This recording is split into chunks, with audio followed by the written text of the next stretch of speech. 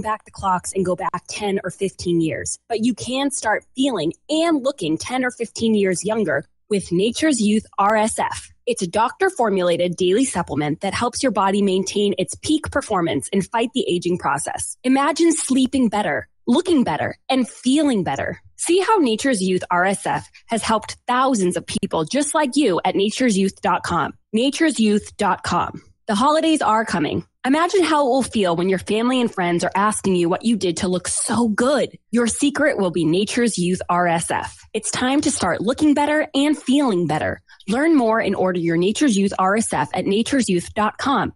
That's nature'syouth.com. You're listening to Republic Broadcasting Network, because you can handle the truth.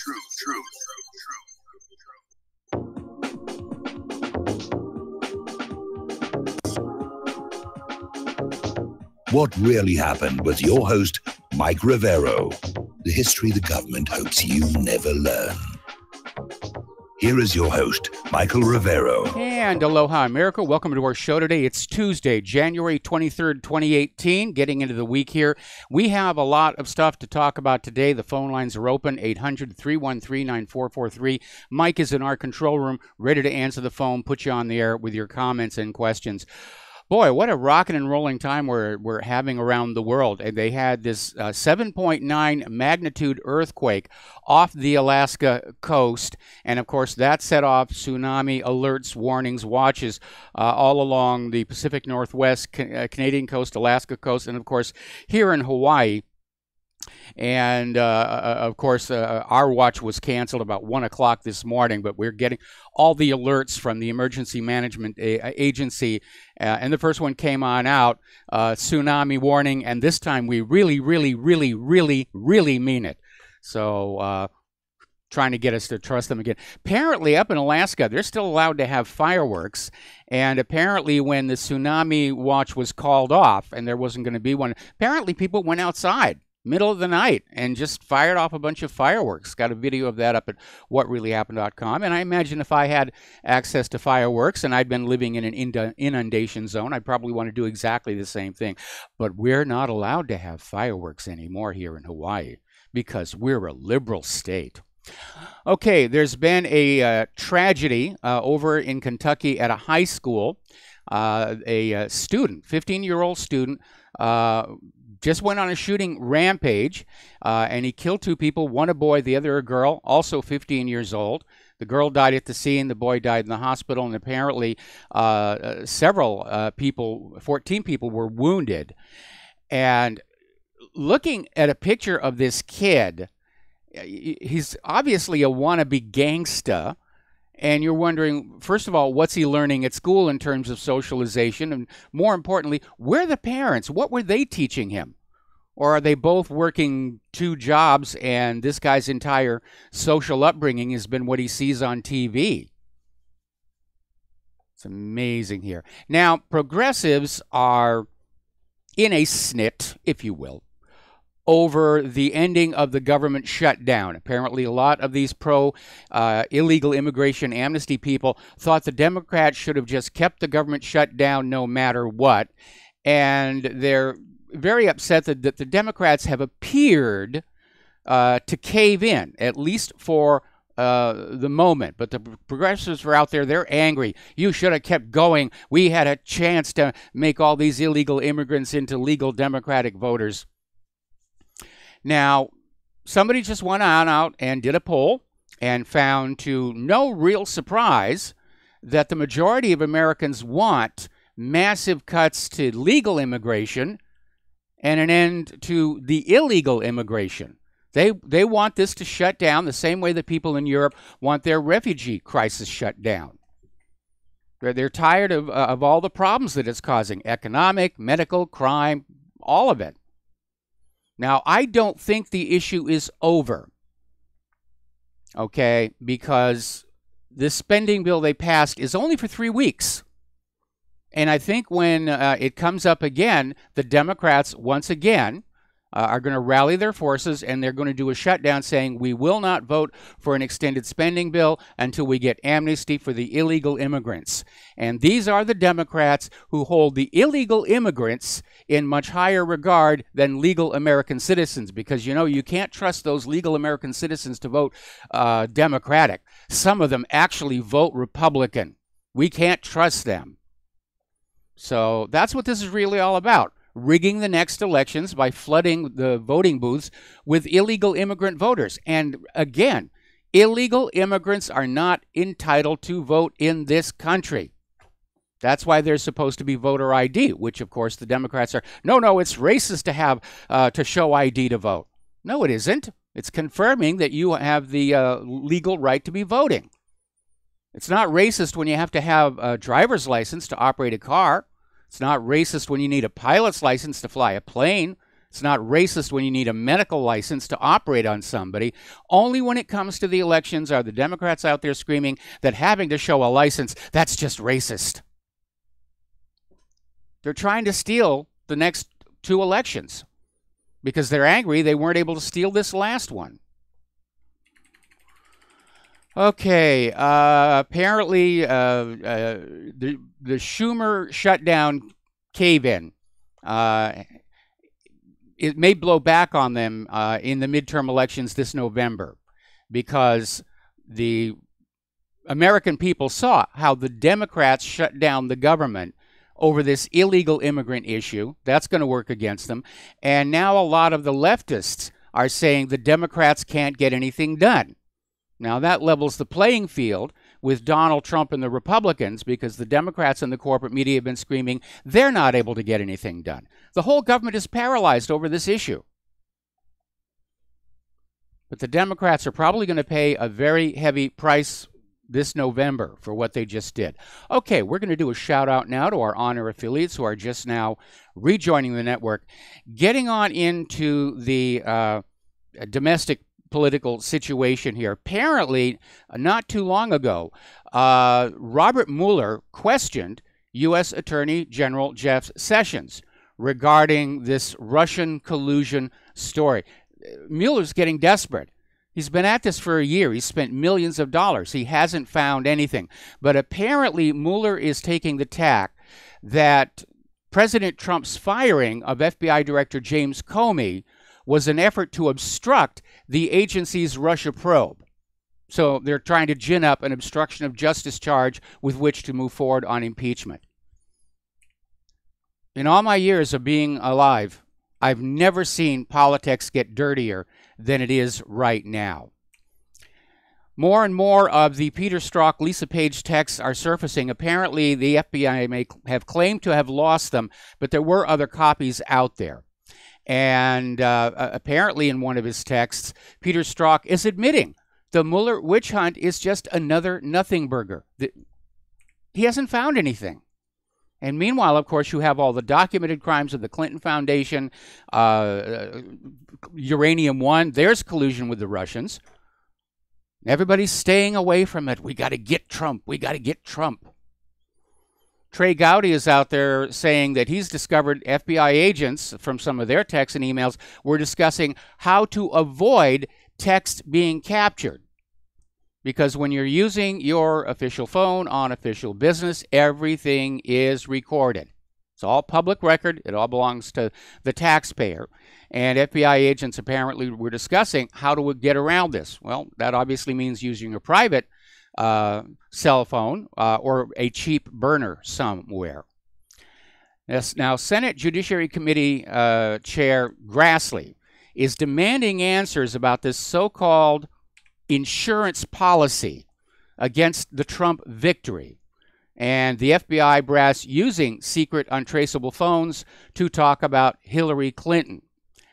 And apparently Fox News has published now a portion of the approximately 10,000 text messages sent between FBI agent Peter Strzok and lawyer Lisa Page.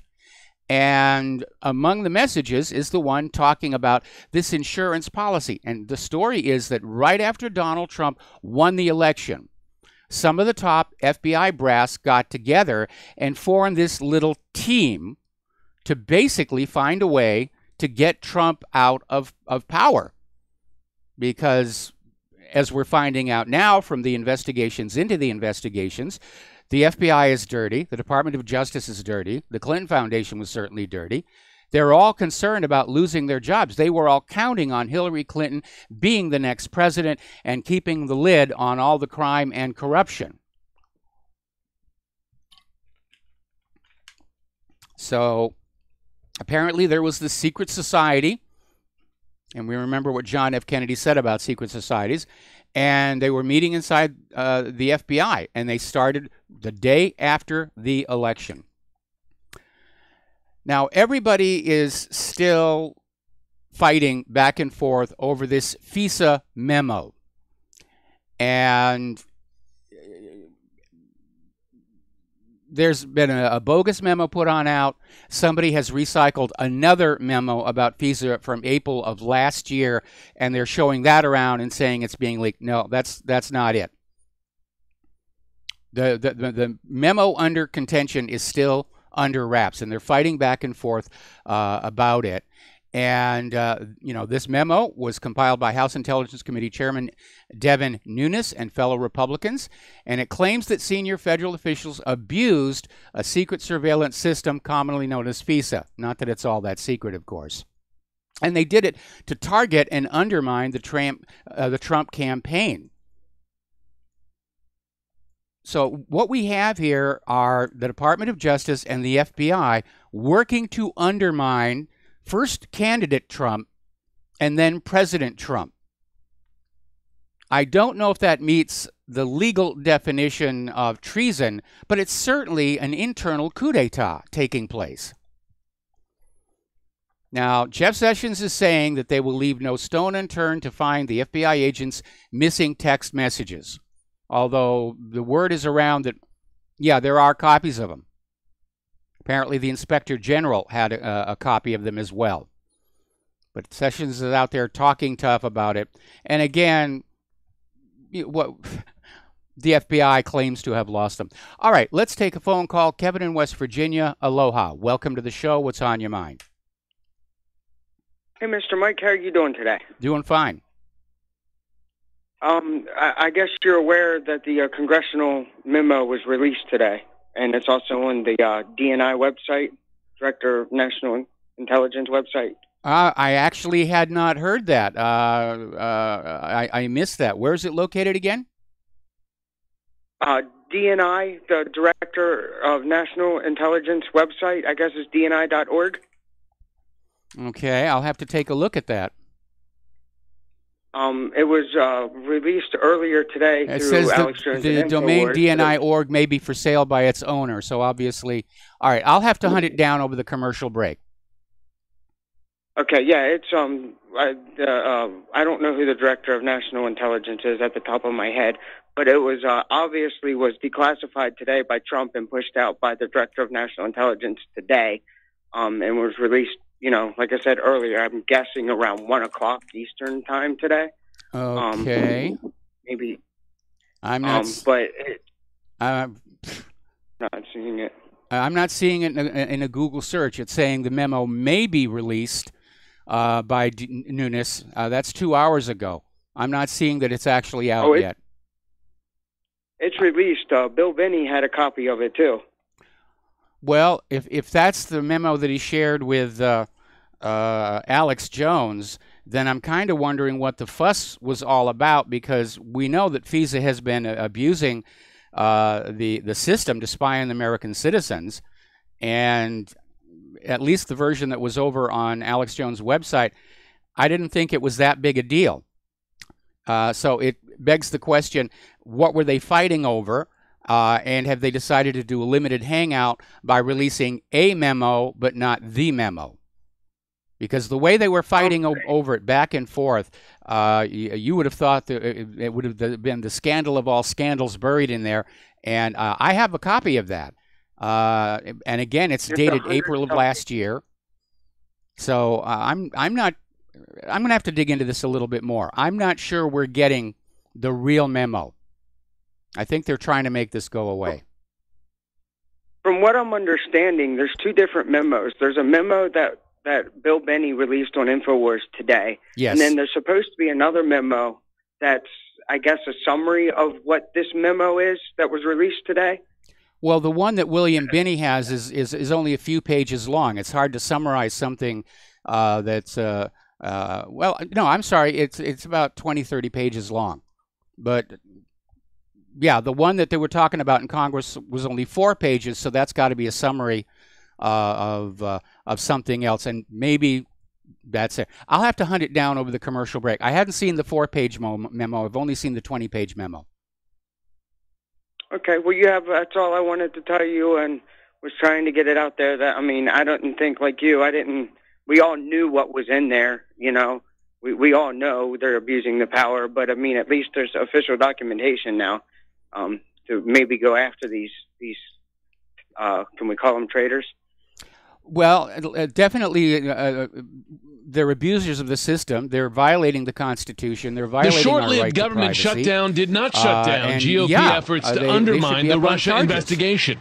Republicans may bypass the executive branch's declassification process to release a classified memo on the FBI's alleged surveillance abuses, and are now considering releasing some of the underlying intelligence behind the memo. Because there's no enemy and war involved. Order. Spearheaded by House Intelligence Committee Chairman Devin Nunes, who recused himself from the Russia probe last year after coming under investigation for unauthorized release of classified information. The memo alleges that the dossier on President-elect Trump was used as part of the justification for a secret FISA court warrant to monitor the communications of former Trump foreign policy advisor Carter Page. This according to sources familiar with the document.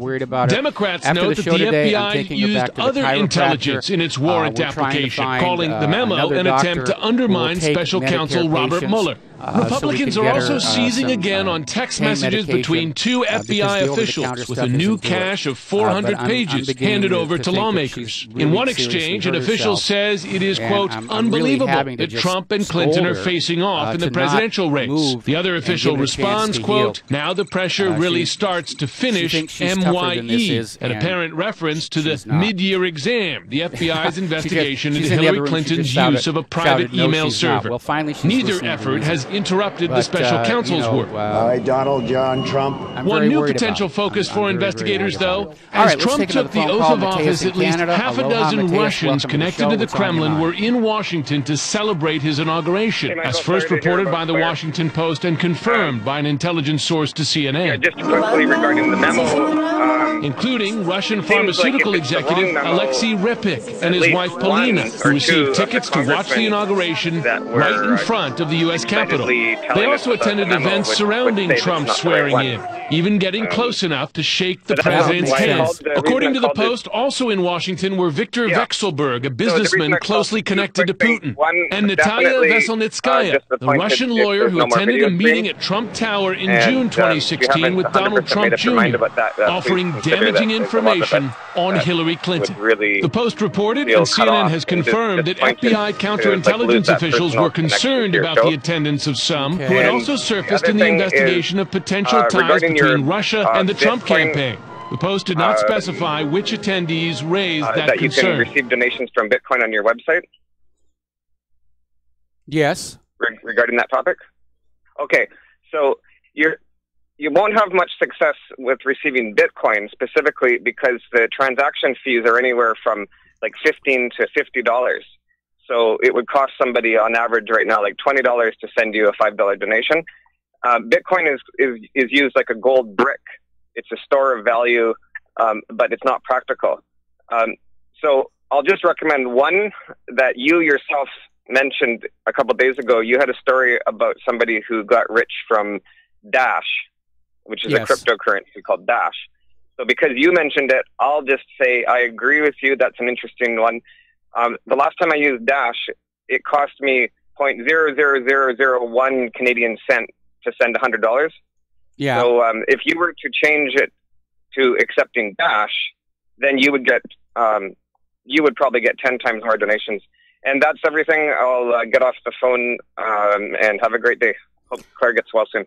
All right. I thank you very much for the kind thoughts here. And I'm looking, and there was still a problem with the the stream, there should be a comment up there that with a link that goes to YouTube. See, the problem is when I'm actually doing the show, I can't debug the code, and that's what's making this very, very difficult. So let's do that. I'll get this working. I've got a lot of stuff fixed on the site today. Chat's working again, and so all kind of stuff is finally getting fixed. But I will get the video stream back up and running. And the YouTube link in the right menu now goes to the correct archive page for these YouTube videos that we are now making. Alrighty, getting on back to the news here. Interesting little story. Oh, it's time for a commercial. We'll be right back.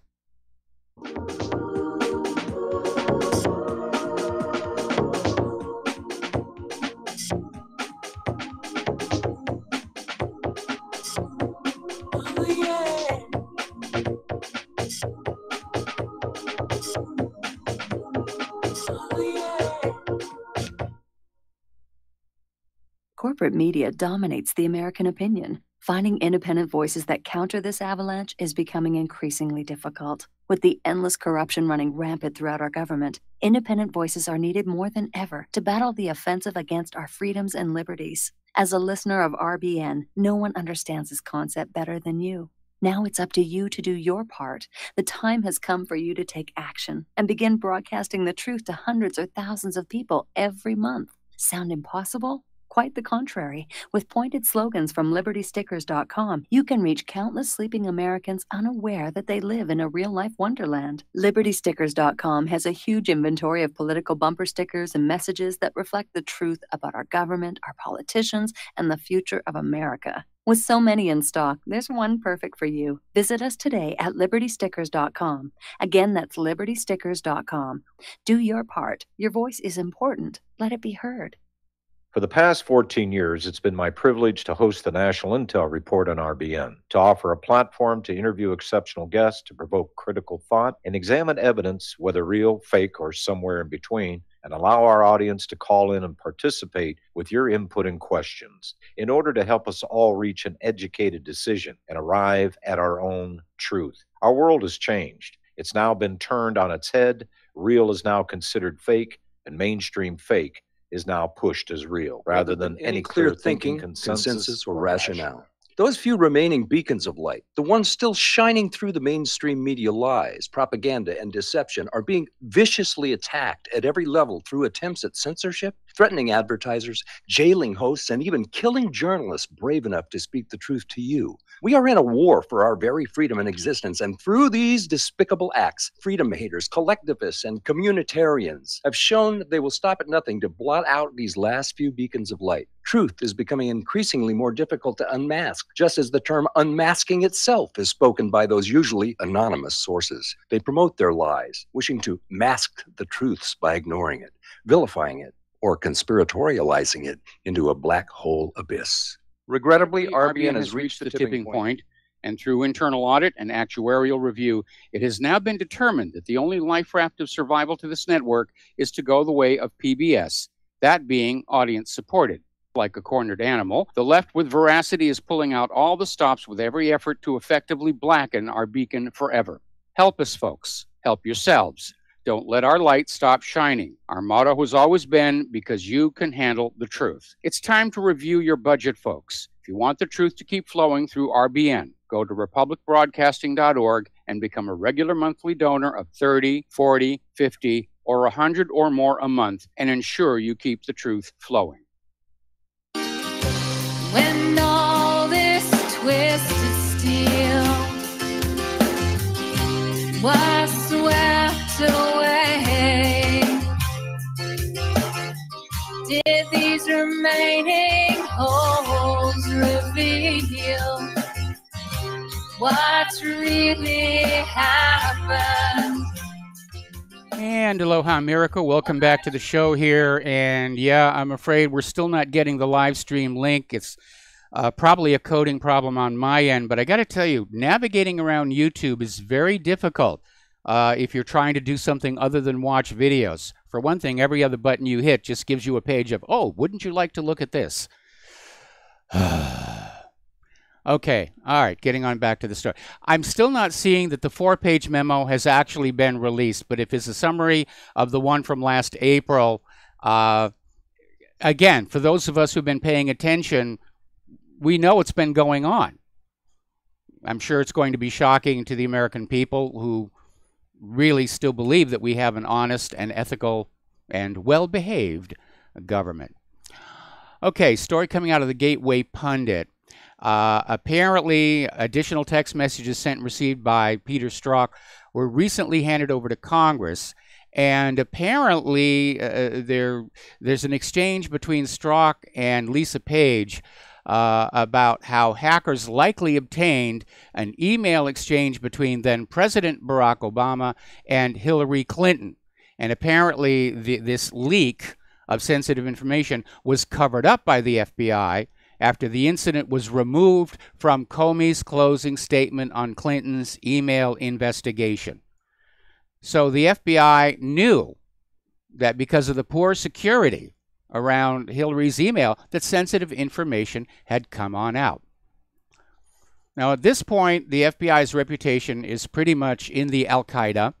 And over at Zero Hedge, they have an article saying destroying and suppressing evidence is FBI's standard procedure, and yes, it is. What they'll do is declare a high-level investigation. They'll get together the evidence. They'll come up with a cover story. They'll keep the evidence that supports the desired outcome, and they'll destroy the rest. Happens all the time. Remember when they destroyed the interview notes with Lee Harvey Oswald?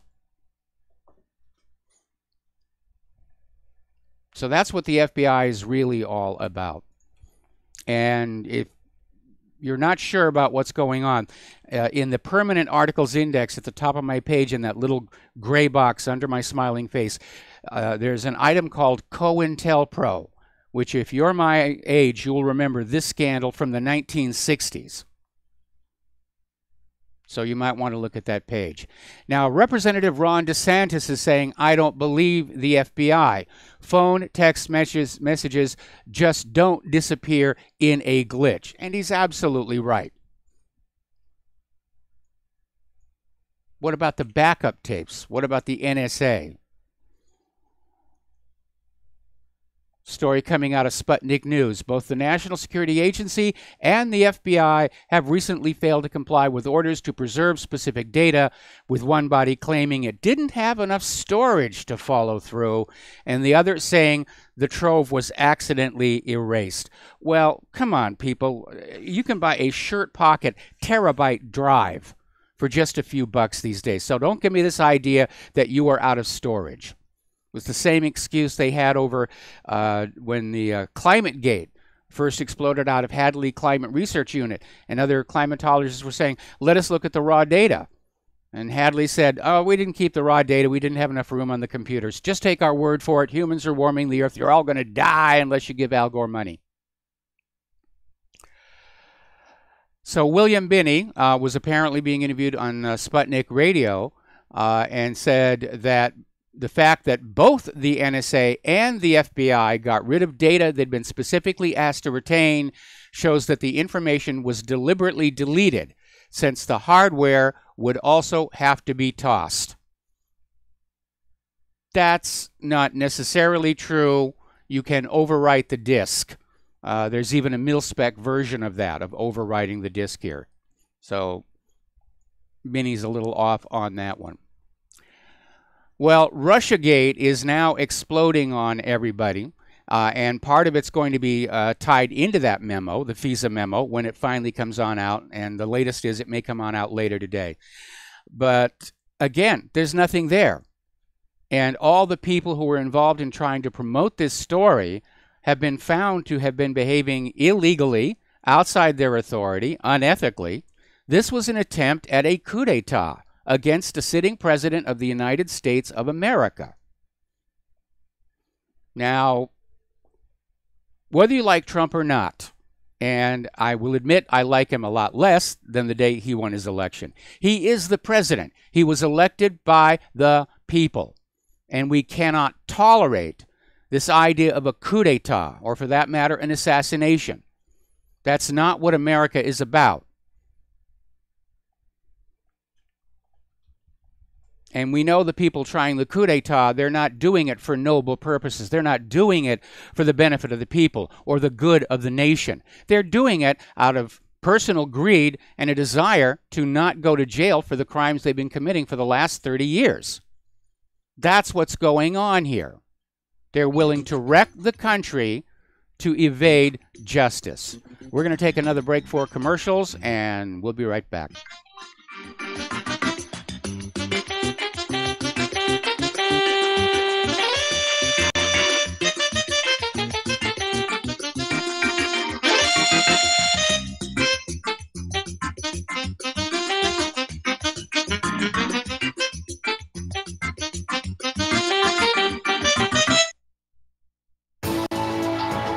You are tuned in to the Republic Broadcasting Network.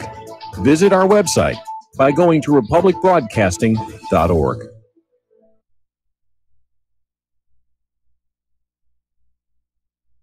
Homeowners, if your lender has gone out of business or sold your transaction to another lender or servicer, you may be the victim of a wrongful foreclosure, resulting in the loss of your home. If you've already lost your home, are in foreclosure, or even in good standing, you can challenge the mortgage transaction's illegal issue, and your property can be restored to you, and your foreclosure can be stopped or reversed, and the mortgage transaction declared unenforceable. State laws, U.S. title codes, the Uniform Commercial Codes, and U.S. Supreme Court rulings have upheld that defective mortgage documentations can reverse or stop foreclosures and enforce property title claims in favor of the homeowner.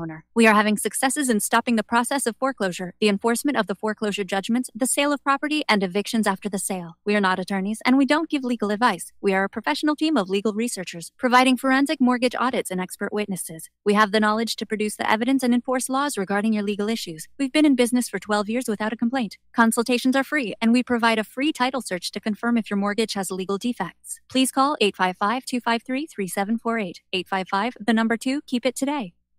Corporate media dominates the American opinion. Finding independent voices that counter this avalanche is becoming increasingly difficult. With the endless corruption running rampant throughout our government, independent voices are needed more than ever to battle the offensive against our freedoms and liberties. As a listener of RBN, no one understands this concept better than you. Now it's up to you to do your part. The time has come for you to take action and begin broadcasting the truth to hundreds or thousands of people every month. Sound impossible? Quite the contrary. With pointed slogans from LibertyStickers.com, you can reach countless sleeping Americans unaware that they live in a real-life wonderland. LibertyStickers.com has a huge inventory of political bumper stickers and messages that reflect the truth about our government, our politicians, and the future of America. With so many in stock, there's one perfect for you. Visit us today at LibertyStickers.com. Again, that's LibertyStickers.com. Do your part. Your voice is important. Let it be heard. Without the right accessories, any guy can be off the mark. Whether you've invested thousands in your arsenal or you own a single trusted firearm, a visit to AROutfitting.com is in order. It's one of the finest online selections of tactical optics and AR parts and add-ons, like EOTech, quick target acquisition with no peripheral loss. Browse the full range of Nikon scopes and binoculars. AROutfitting.com can illuminate your world with Streamlight gun-mounted lights from keychain to large handhelds up to 1,100 lumens. Find some stability with Battenfield Tactical Bipods. AirOutfitting.com has CMMG gun parts, barrels, assemblies, handguards, part kits, and more. Plus mag-full clips and magazines. I know I've got you excited, so take a breath. Head to AirOutfitting.com. The site's super easy to navigate and features a ton of technical info, including links to manuals. We also welcome vendor and manufacturer inquiries. Remember, if you don't see it, we can get it at AirOutfitting.com. Well, they're stealing down on Wall Street and in Washington, too. You know, it makes me wonder, what's a guy on Main Street to do? I've always tried to be an honest, upstanding kind of guy. But I must admit lately, I thought about giving something else a try. Oh, I want to be a pirate. I want to sail the seven seas. Yeah, I want to be a pirate. Okay, welcome back to our show, and as it turns out, the memo that has been released is the original 100-page memo from last year. So the 4-page memo that's been circulating around Congress does not appear to be out yet, although that may be imminent according to what I'm seeing on the various news services. All right, now getting on back to the news here. There was a very bizarre story that came out earlier today, and the original story was that current FBI Director Christopher Wray was threatening to resign if Deputy FBI Director Andrew McCabe is removed.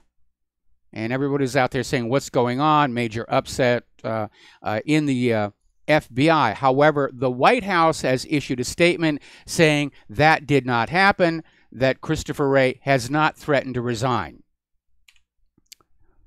Interesting indications of some back-channel turmoil here.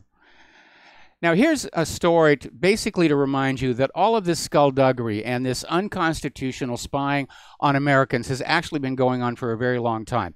Back in 2004, the New York Times, two reporters, learned that George W. Bush was secretly wiretapping Americans and collecting their phone and email records.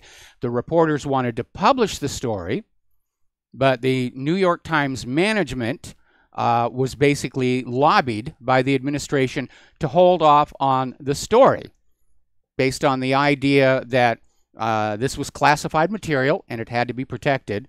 But the story finally did run after Bush won his second term. After that, apparently, it wasn't unclassified. So there we are. Now, the other day, in fact, it was yesterday, we were talking about Marcia Ann Bosley.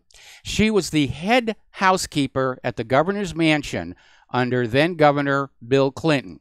And she was mysteriously let go in 1985. No explanation given. And she had no family. She was single. It was assumed that she had left the area for other opportunities, and that was the end of the story. However, they have now found and identified her body in a shallow grave in Arkansas, wrapped in plastic, and they've discovered she was pregnant at the time of death. And here's the part that's really going to get interesting. Apparently, she was so well wrapped, the DNA has been preserved of the fetus. And forensic examiners are saying they're going to be able to find out who the father was. That will be very interesting to come on out there. They have legitimate grounds to compel a DNA sample from Bill Clinton, and that would certainly help little Danny Williams in his situation. Okay, let's talk about the war zones, because there is a lot going on. And let me preface it by saying, those of you who've been following me for a while know that my home overlooks Pearl Harbor and the air base beyond it. And normally, I make a point of not talking about what goes on down there for the obvious reasons here. But today, I feel compelled to mention there's been a lot of heavy military aviation overhead all morning long. Transport planes taking off. In fact, there goes another one right now. And I note that Pearl Harbor is almost completely empty. There's a couple of underway replenishment ships. And I think one Aegis cruiser is still down there. But it's an empty place. So something may be getting ready to happen over in the Western Pacific. But let's start with Syria, because that's where the action is. And apparently, Syrian Kurdish forces have launched a powerful counterattack against Turkey. And Turkey was obviously hoping for a quick victory in Afrin. The Kurds have got another idea about that. So this situation is rapidly heating up. And story out of Sputnik News says that Turkey's presence in Afrin shows that the complex Syrian conflict is nowhere near ending. And, of course, that suits the United States just fine. So right now, the U.S. is in this very odd position of, it's like being a juggler. They're dealing with Turkey, the Syrian Kurds, Syria itself, trying to juggle between them. And, of course, Turkey is supposed to be a U.S. ally. The Syrian Kurds are supposed to be an ally, and they're fighting each other, using weapons, at least the Kurds are using weapons, supplied by the United States. Now, it looks like U.S. policy is confused. It lacks focus. There's a story out of Russia today basically saying that U.S. Secretary of State Rex Tillerson is flailing as Washington struggles to avoid being completely shut out of Syria by its own allies,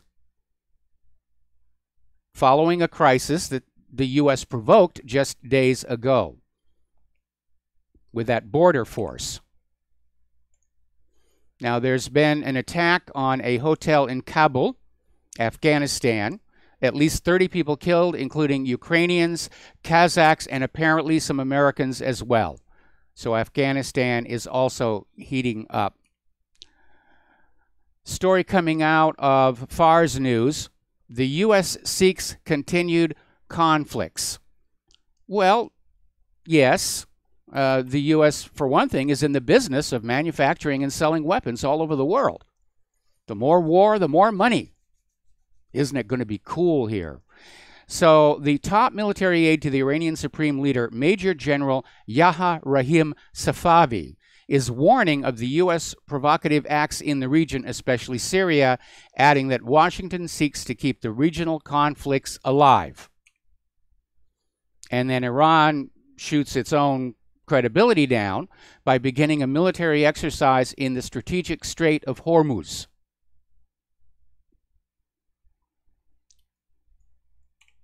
And in a late development, and this could be the signal for a regional war, Turkey is now offering to form a military coalition with Iraq, with Syria, and with Iran to eliminate the Kurdish dissent to begin with and to confront the Saudi axis.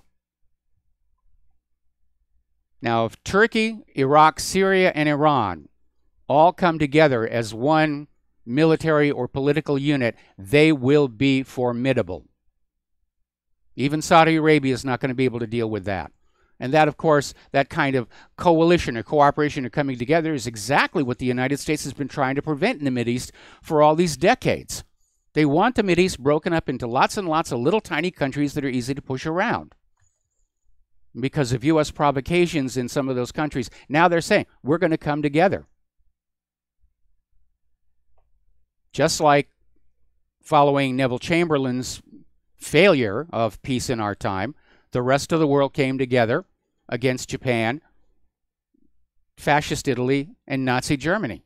It's starting to happen. And not satisfied with all the bloodshed, apparently now Trump is menacing Pakistan. And apparently because of the provocations down there and the withdrawal of funds and accusations of hotbed of terror, Pakistan has cut off a major supply route that the U.S. was using to get into Afghanistan. So now the U.S. and Afghanistan is now shelling the border of Pakistan. This thing is spiraling completely out of control. A lot of people are talking about a coming Russia-Ukraine war. And apparently somebody's doing polling both in Russia and in Ukraine. And the common assumption among the people is, yes, it's only a matter of time.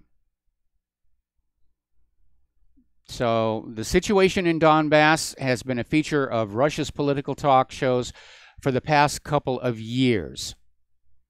And apparently after the elections, which are March 18th, there may be a development there as well. Mike Pence is still in Israel, playing tourist over there. He's visited the Western Wall and the Holocaust Museum. And apparently he's not being followed around by people with signs about Jerusalem anymore here. Now, Gilad Atzmon, you know him, world-class saxophonist, peace activist. We've had him on the show. He's got a new article out there called Anti-Semitism, Reality or Merely Statistics. And he's basically pointing out how all of a sudden the press is full of rising anti-Semitism, the Jews are under threat, and he's basically looking at it and saying the numbers don't really add up. The numbers don't support the hysteria. And that is very alarming because every time Israel is getting ready to do something really, really nasty, they'll play the Holocaust card. oh, we're victims, we must defend ourselves from whoever we're going to be attacking next. Now, North Korea is very concerned because under the pretext of security for the Olympics, the United States is sending a lot of strategic assets to the coast of the Korean Peninsula, and that may explain a lot of this activity that I'm seeing out here as well. And remember, the U.S. promised to suspend military drills with South Korea during the 2018 Olympics. But the U.S. has been boosting its forces near the Korean Peninsula since the beginning of the year. So once again, what the U.S. government says and what the U.S. government does are two completely separate things. Now, Tokyo has started holding their first ever missile attack drills. And this may be about ramping up the fear factor, just like that false alarm that they had in Japan and here in Hawaii. They're not having drills here in Hawaii yet. There's really no place to go. I mean, if you're downtown Honolulu, you can get into a building. But for most of the state, we're living in these very thin-walled houses. There's clearing all around. And there are no bomb shelters. They would be prohibitively expensive here because everything underneath the topsoil is congealed lava. And it's got the hardness of poured concrete. I mean, if you did have the resources to dig a bomb shelter, this would be good stuff to dig it in. Now, here's a very alarming situation. Apparently, the United States Coast Guard has decided to add cruise missiles to their icebreakers. Apparently, they're expecting there's going to be a battle for the Arctic with Russia. Well, in terms of icebreakers, Russia's already ahead. In fact, there's this interesting video where some people were driving across the Arctic on cars. Maybe it's another Top Gear episode being filmed. And they happened to see one of these gigantic Russian nuclear-powered icebreakers just go sailing on through. Those are magnificent ships. Absolutely magnificent ships. All right, we're going to talk about the economic news now. A lot of stuff going on. Over in Great Britain, one of their major supermarket chains is Sainsbury's. It would be like the equivalent of Safeway here in the United States. And apparently they're going through a major shakeup.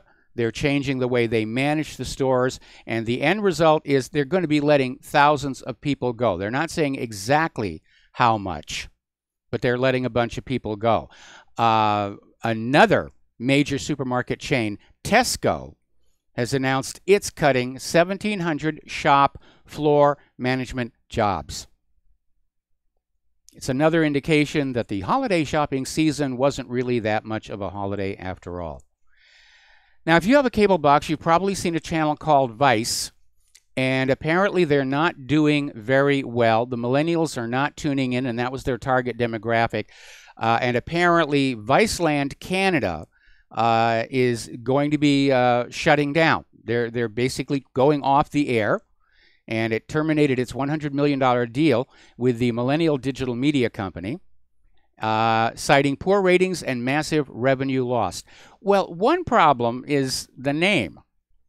The first time I saw it pop up, I thought, what, we've got a new porn channel or something. So people may not have just tuned in at the beginning. Now, I did look at it, and they had some interesting program, but it wasn't all that good. And I guess it's only a matter of time before Vice as a whole here in the United States follows suit. Got to be careful what you call your channels, I think. Russia has added a record 223 tons of gold to their reserves last year alone. That's an increase of 13.8% in their total gold holdings in just 1 year. And their gold buying spree is continuing. There's talk that they're going to use it to back a new solid currency to challenge the dollar. U.S. economists are saying, oh, it's no big deal. I mean, we've got much more gold than Russia down in Fort Knox. Oh, really? Can we count it? The gold in Fort Knox has not been counted in half a century. Now, following the Nixon shock, their questions were raised. Is the people's gold still in Fort Knox? And they had a press event. They went into Fort Knox. I loved where somebody had written on the wall, "Odd job died here." And they opened one vault, and there was a wall of gold bricks. And nobody was allowed to touch them. Nobody was allowed to test them. Nobody was allowed to peek behind to see if the gold continued to the back wall or if it was just a facade. No other vault doors were open. That was it. See, look at all the pretty gold. It's all here. Nothing to worry about. And it's come out since then that a lot of institutions that are trusted with other people's gold have been playing games with it.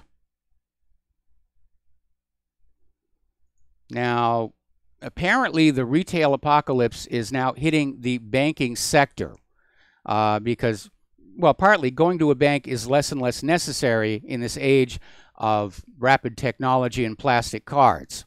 I still go to a bank because I still like dealing in cash, but apparently a record number of bank locations closed in 2017, and they're expecting more to come in 2018.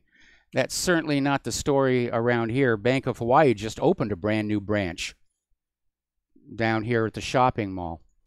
U.S. banks suffer a 20% jump in credit card losses. They're out there handing credit cards to people. It's like a subprime credit card crisis now. We're going to take another break for commercials, and we'll be back after these few words.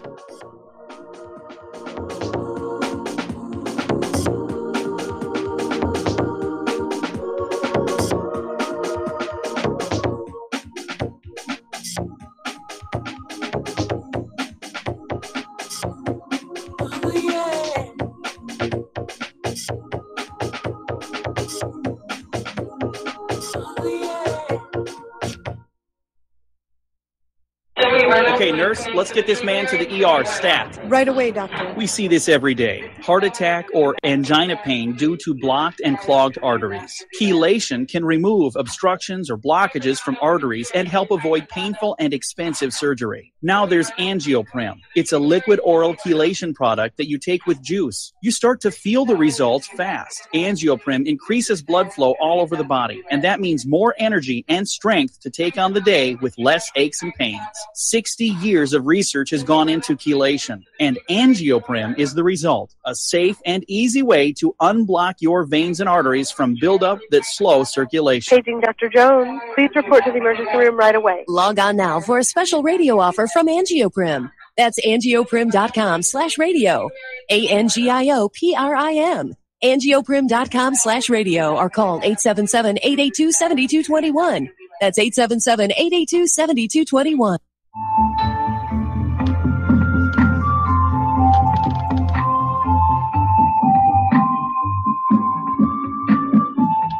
Do you know there is an ongoing war right here in America? Are you aware that U.S. citizens have been classified as enemies of the state since 1933? Have you recognized that our entire government is really a vast network of interlocking corporations engaged in commerce? Look up Title 28, Section 3002. Tune in to In Defense of Humanity on Saturday nights at 7 p.m. Central Time.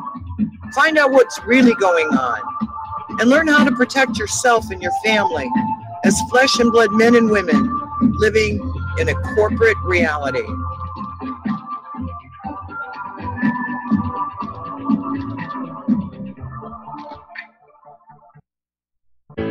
Many people write us about their experience with Extendivite. Allow me to read you some from Amazon.com. This product is superb. I have been taking it for about a year now, and I can feel my cardiovascular system run like a Swiss watch. I definitely recommend this product for anyone that has high cholesterol, high blood pressure, and heart palpitations, A+.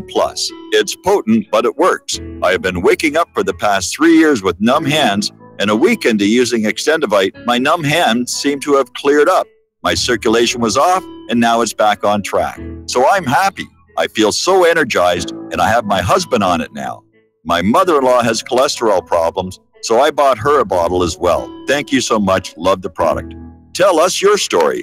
Get Extendivite today. Call 1-877-928-8822 or visit heartdrop.com. Extend your life with Extendivite. Today, call 1-877-928-8822 or visit heartdrop.com. Down in the night without a fight. You can burn up our mosques and our homes and our schools, but our spirit will never die. We will not go down in Gaza tonight. And aloha, America. Welcome back to our show here. So we're talking about how U.S. banks are suffering a 20% jump in credit card losses. In other words, a combination of, most banks actually don't make good if you get swindled, if somebody steals your credit information. They used to. That was their guarantee to get you to use the card. If somebody gets your card information, we'll protect you from fraud and we'll cover the losses. They still try and protect from fraud. They're still doing that. But you can wind up paying for the losses if you're not careful. That's one aspect. The big part, though, is people who have gotten behind on their credit cards and they're not able to make the payments in this declining economy.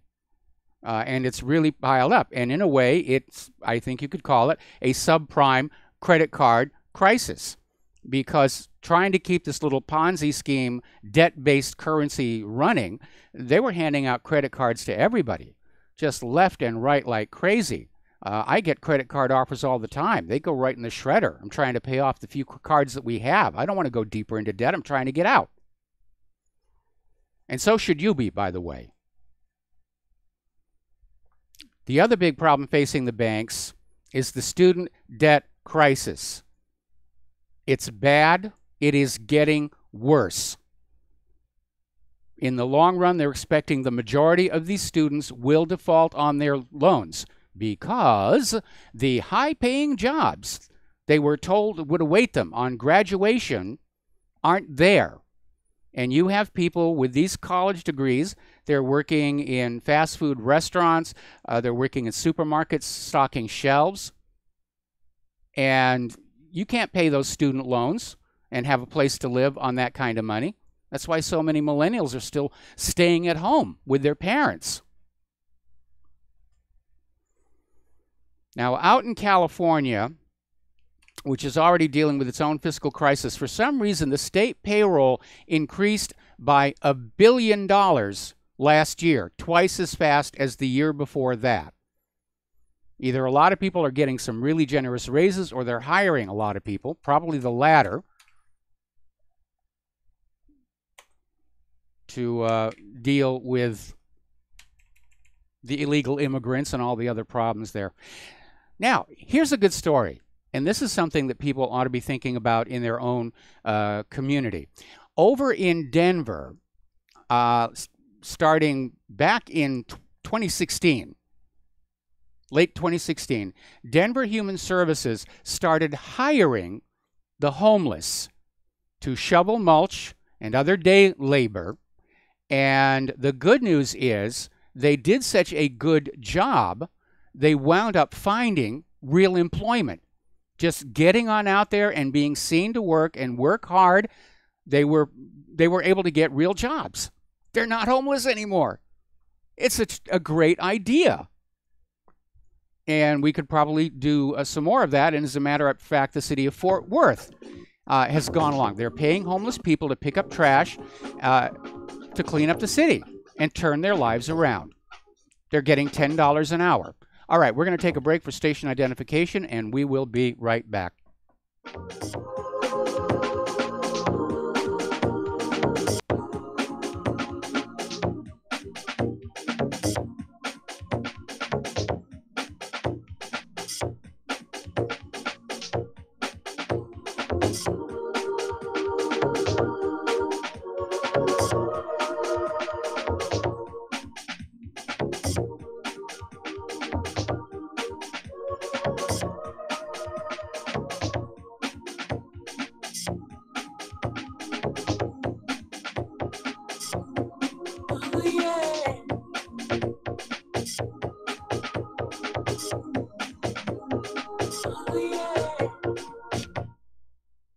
Homeowners, are you in foreclosure, expecting to be served with a foreclosure lawsuit, or suspect your lender has coerced you into an illegal mortgage transaction? A huge number of mortgages made in the last 10 years have legal issues and are possibly defective. State laws and the U.S. Supreme Court have upheld that defective mortgage documents are grounds for foreclosure defense and for counterclaims in favor of the homeowner. If your mortgage has been sold or assigned since closing the loan, it may be defective and you may be paying the wrong party, and the lender may not have standing or the right to foreclose or collect payments under the law. If you would like to know if your mortgage is legal or not, or know if you may be paying the wrong party and the lender may not have standing or the right to foreclose or collect payments under the law. If you would like to know if your mortgage is legal or not, or know if you may be paying the wrong party and the lender may not have standing or the right to foreclose, 1-855-2-KEEP-IT. That's 1-855, the number 2 today. This is RBN, the Republic Broadcasting Network.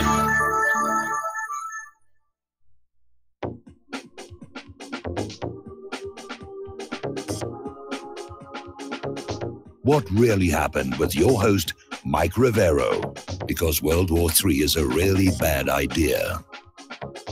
Here is your host, Michael Rivero. And aloha, America. Welcome back to our show, hour number 2. The phone lines are open, 800-313-9443, and we're going to take up a phone call, starting with Herman in Georgia. Aloha, Herman. Welcome to the show. What's on your mind? How you doing, Mike? Doing good. Oh, great. About last mid-May or early June, a caller made mention about Comet Shoemaker Levy 9. Do you remember? Comet Shoemaker Levy 9 was a long, long time ago. Claire and I were still living in North Hollywood when that happened. Yes, and the caller, and you made mention of that, and the caller was saying then that President Trump would recognize Jerusalem as the capital.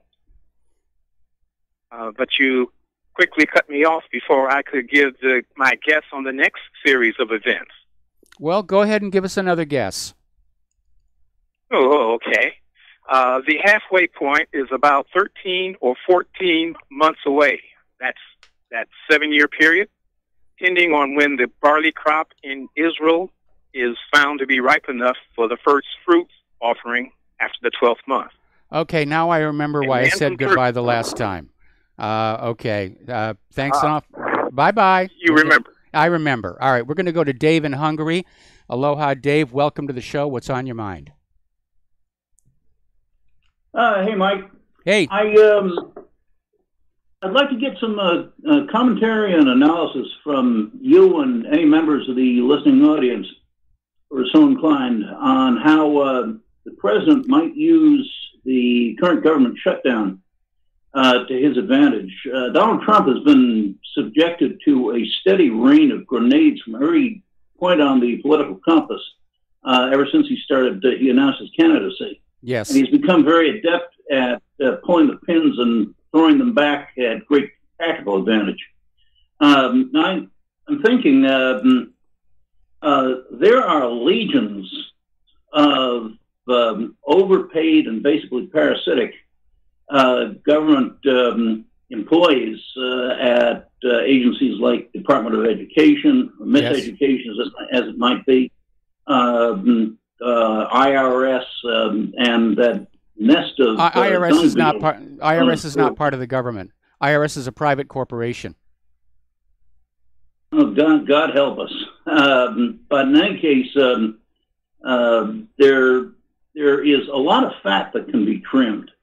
And I'm wondering whether some mechanism might be put together by any capable staffers Trump has for carrying over the government shutdown in ways that could be used to debride the government agencies of parasitic hangers-on and thus save a lot of money. It seems that there should be some mechanism, and I recall Reagan had successfully done actions like that, albeit at a lower level than I think Trump needs to. I just like to get some commentary from the listeners and from you as to whether that might be possible. That would save an awful lot of money. Part of the problem is twofold. One, there are very powerful unions for government workers, public workers, and they carry huge voting blocks. You don't want to annoy them.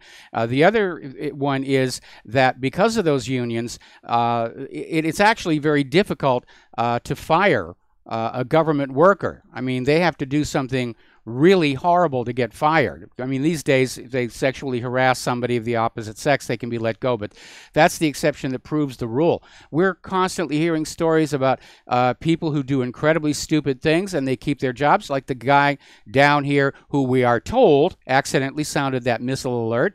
He was reassigned, but he kept his job. Oh, I'm aware of that.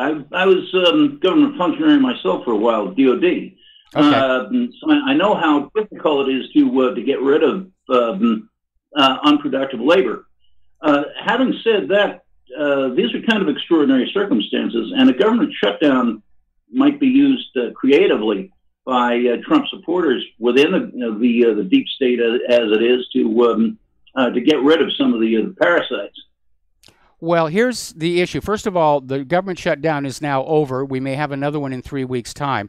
And just because the government is shut down doesn't mean that the rules have stopped applying. The rules and laws are still the rules and laws. In order to just sweepingly fire a bunch of people, Trump would have to declare literally a national emergency and suspend all the labor rules and so forth. And I don't think that would be a wise and prudent thing to do. I agree. Unfortunately, it calls to mind that ludicrous comment made by Senator appropriately named Jeff Flake, comparing Trump to Stalin. And I don't think we've seen the bad Trump yet. We've seen a blustering guy who's kind of clownish, but underneath that clownish exterior, I really think we've got a man of steel. At least I hope we do. And I'm thinking that he might privately let some of the people down the chain of command know that, hey, especially Flake, you want to see Stalin? I'll show you Stalin. I think Trump could probably pull this off. Well, I disagree, because Stalin was surrounded by people who thought the same way that he did. That's why he was able to do what he did. Same thing with Adolf Hitler. Adolf Hitler could not have done everything all by himself. He had to be surrounded by people who agreed with him, agreed with the agenda, agreed with the philosophy, and were willing to do what the Fuhrer said. Trump doesn't have that. He is surrounded by enemies, much like John F. Kennedy was. And he's meeting bureaucratic resistance on virtually everything. I'm in agreement with you. He needs to put on his presidential brass knuckles and get down to work dealing with that swamp, because the swamp is starting to eat him alive. Yeah, I mean, look what Peter the Great did. I mean, if you know the background that led up to conversion of large tract of Baltic swampland into a functional ocean port, he really had to clean house. And he was considered one of Russia's enlightened rulers. Trump could do it. I believe Trump could do it if he really wanted to. But whether he has the willpower to do it or not remains to be seen. Anyway, that's just off the top of my head, and I'd be interested to see if there's any concurrence by folks in the listening audience. I'll let you go. Listen, I love your sword, but aren't you afraid that Conan is going to come and repossess it? No, I don't think so. First of all, this one's just a wall decoration. And second, I actually worked on the original movie briefly, so I feel I have a right to a souvenir. Okay? Okay. All right, Mike. Thanks. All right, thanks an awful lot. And before we take our next call, I think pretty much everybody listening to the show is going to be in agreement. The government is bloated. It's feather-bedded. It's full of nepets. And, of course, managers in government love to have larger staffs because it makes them look more important. And so government unrestrained grows like a cancer, and this one really has. We're going to do a shout out to our honor affiliates just now rejoining the network. We're going to go back to the phones here. Charlie in Los Angeles, aloha. Welcome to the show. What's on your mind? Yeah, government employees. You do remember the postal shootings? Oh, yes. Okay. They abruptly stopped because they basically came in and said you can't fire people anymore. Most of those shootings were revenge shootings, politics in the upper management, deciding who's going to get fired and who's not. So if you want to know why you pretty much, once you're in the government after 7 or 8 years, it's almost impossible to get fired. Trump can't fire anybody no matter what you think he can do. It's because of the postal shootings. Nobody locks and loads faster than a government worker expecting his pension and then getting fired.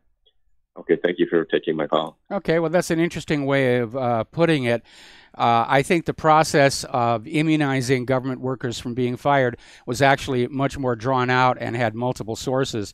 The postal shootings, what I was hearing was the post office had brought in a bunch of efficiency experts who were just micromanaging these workers, telling them how to turn the wrist when they put the mail in the mailbox, trying to squeeze an extra second out of them. And it's like in college psych, when you put the rats in the maze and the maze doesn't have a solution, they'll go crazy. And I think that was also part of what was going on back then. All right, so the phone lines are open if you want to call on in. Now, out in California, actually it's all over the West Coast now, one of the earliest burger chains was called In-N-Out Burger, and it's actually turning out to be an interesting place to work because employees can work their way up to $160,000 a year with no degree or previous experience. Now, many years ago, my younger brother worked briefly for In-N-Out at the corporate office. And he said it was a wonderful place to work. It just had this amazing, friendly feel. Everybody was family. I don't know if it's still that way, but it was back when my brother was there as well. And that, I think, embodies what Henry Ford was saying. The best way to become prosperous is to make those around you prosper, because it's a very successful company. Now, the Trans-Pacific Partnership is apparently moving forward without the United States, and Canadian Prime Minister Justin Trudeau and 11 countries, they're starting to work on a new Asia-Pacific Trade Pact, and apparently they're going to hold the signing ceremony in Chile in March. So they've revised the trade agreement without the United States. We'll see what happens on that. Not everybody has benefited from the new tax plan. In fact, Johnson & Johnson posted a rare quarterly loss, a whopping $10 billion with a B, due to a $13 billion charge related to the recent U.S. tax overhaul. And the healthcare giant on Tuesday also reported sharply higher spending on production, marketing, administration, and research, offsetting a big jump in sales.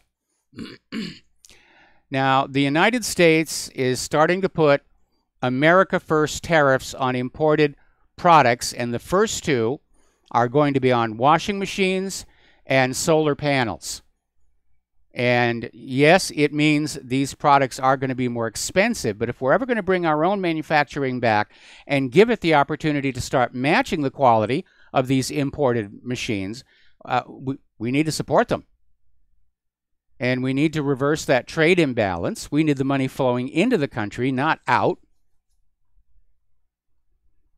Now, China and South Korea, whose manufacturers will be most heavily affected, have criticized the move. This could be the opening salvo in the trade war that has been talked about between the United States and China. Over in the European Union, Germany's biggest newspaper, Bild, reported it's seen paperwork indicating a shortfall of millions of euros in the EU pension fund. Now, this EU pension fund is not for the citizens of the EU. It's for the members of the European Parliament. Some government people in the Brussels government. And apparently they're taking out a lot of money. Not enough is coming in. So they're going to have the taxpayers pitch on in to basically provide the pensions for these Eurocrats who they don't particularly like. That, I imagine, will sting. Down in France, French President Emmanuel Macron has admitted that had there been a French independence referendum, the majority of the French people would have voted to leave the European Union. So I'm sure he's wiping his brow and saying, thank goodness we didn't allow them to have an actual vote. We can't trust the people to think these things through. Have you seen this attitude that's coming out?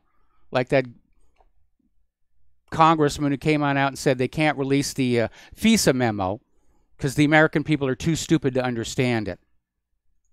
What an arrogant piece of work that is. Austria is now suing the European Commission in Hungary regarding a nuclear power station in Hungary. And apparently the European Commission decided to let Hungary expand its Pax atomic plant. And Austria, which shares the border with Hungary and is downwind, prides itself on supporting clean energy, does not have any nuclear plants of its own. So further stresses on the European Union, further strains here. Over in Israel, Israel looks set to win its war on African refugees, and that's actually what the headline in Electronic Intifada said.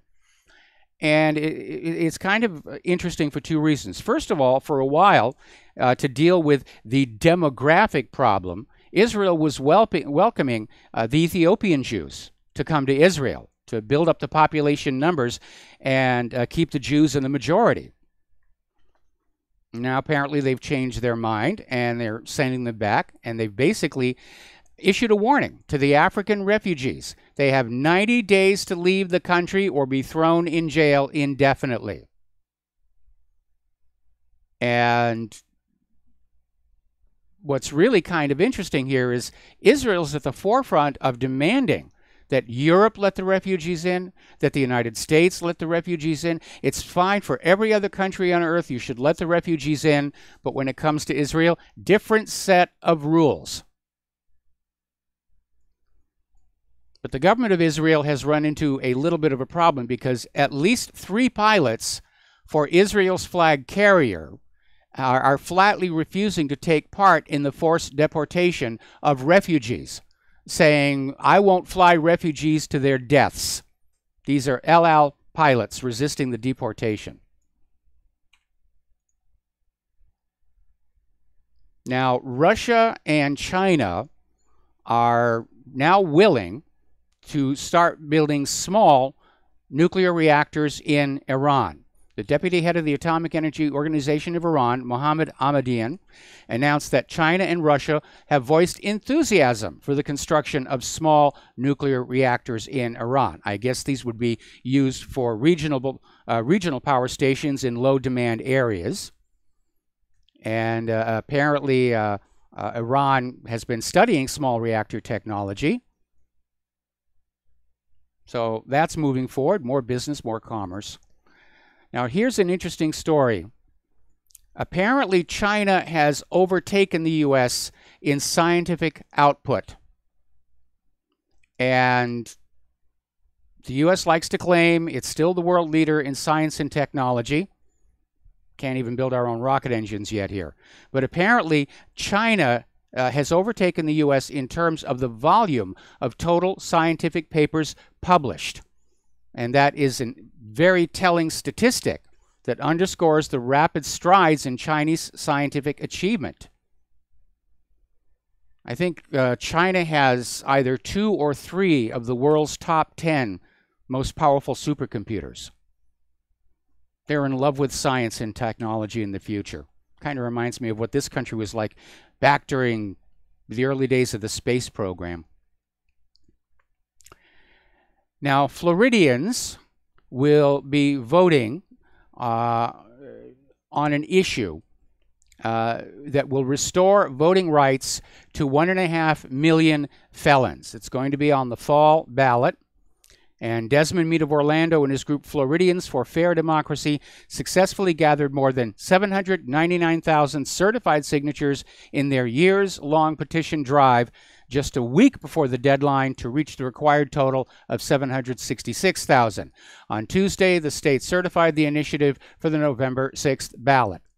Now, if this measure is approved by 60% of voters in the fall, the amendment would restore voting rights to Floridians with felony convictions after they fully complete their sentences, including parole or probation. Those convicted of murder or sexual offenses will continue to be barred from voting. Now, new research. Oh, it's time for a commercial break. We'll be right back.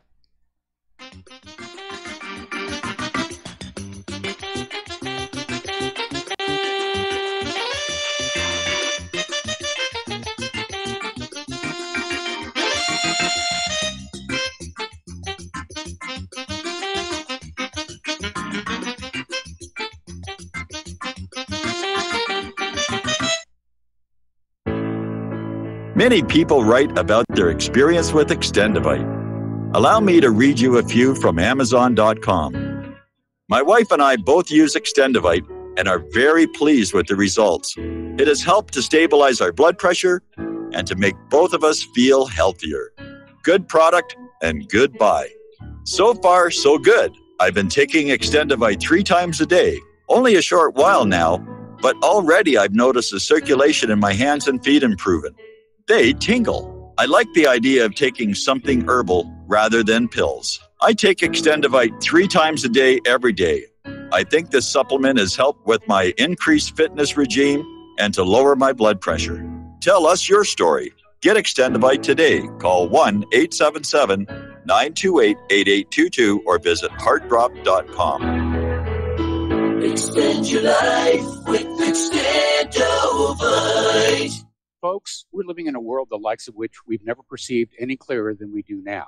The plan for global governance has been in the works for generations and would have likely been achieved by now, but for the fact that the globalists left open their Achilles heel. With all their tools, Federal Reserve System, fiat currency, no child left behind, and then Common Core education introduced to our schools to dumb us down, vaccines, pharmaceuticals to lobotomize us, GMO foods, insertion of compromised or bought and paid for politicians, judges, mainstream media propaganda, all pieced together like a puzzle designed to ultimately bring the world under submission. But with all their strategy, they forgot one thing: knowledge. And knowledge is power. With knowledge, their bombardment is nullified. Folks, with that, as brilliant and knowledgeable as you've become, among the wisest audience of any radio audience in the world, and you are, I want you to take a moment to reflect and ask yourself, how much of that knowledge did I obtain from Republic Broadcasting Network? How high has my consciousness been raised since I've been a listener? How fast am I now able to discriminate truth from fake news by being a Republic Broadcasting listener? How clear am I now able to see the world since I've been listening to RBN? Ask yourselves those questions, folks.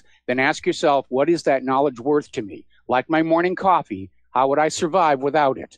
A voice of truth in a sea of lies. Do we not all need to make sure it survives? Like public broadcasting, we are now finding we can only survive with listener support. Censorship, advertisers being attacked, truth itself being attacked. It's the only way through this. We at Republic Broadcasting humbly ask you to become a supporter. Look at your budget and make a determination of what Republic Broadcasting is worth to you and what you can afford on a monthly basis.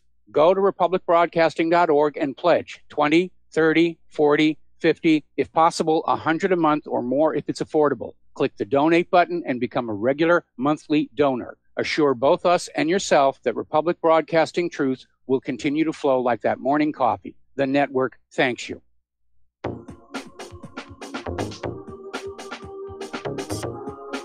What Really Happened with your host, Mike Rivero. Join Mike on the air. Call toll-free 800-313-9443. 800-313-9443. And aloha, America. Welcome back to our show here. The phone lines are open, as the announcer said, 800-313-9443. Okay, the carbon Nazis are still out there trying to rescue their human-caused global warming, rebranded to climate change rebranded to climate crisis. And one thing they like to point to are places where glaciers are melting. See, we still have snow and ice. The temperature seems to be dropping pretty much all over the globe. The sea levels are not rising, and all they've got left are melting glaciers. And it turns out they may be about to lose that as well, because over on the seaward side of Greenland, it's well known the glaciers there are melting. And the carbon Nazis will point at it and say, see, human-caused global warming. You're to blame for that. But new research says that what's going on is heat from the Earth's interior is responsible for the acceleration of the loss of the glaciers on Greenland's seaward side. The fact that it's happening only on one side is very, very telling. Now, when you were in school, you probably were shown a model of the interior of the Earth that made it look kind of like an onion, where there was the little core, and then there was the mantle, and then there was the crust, and it all looked very nice and uniform.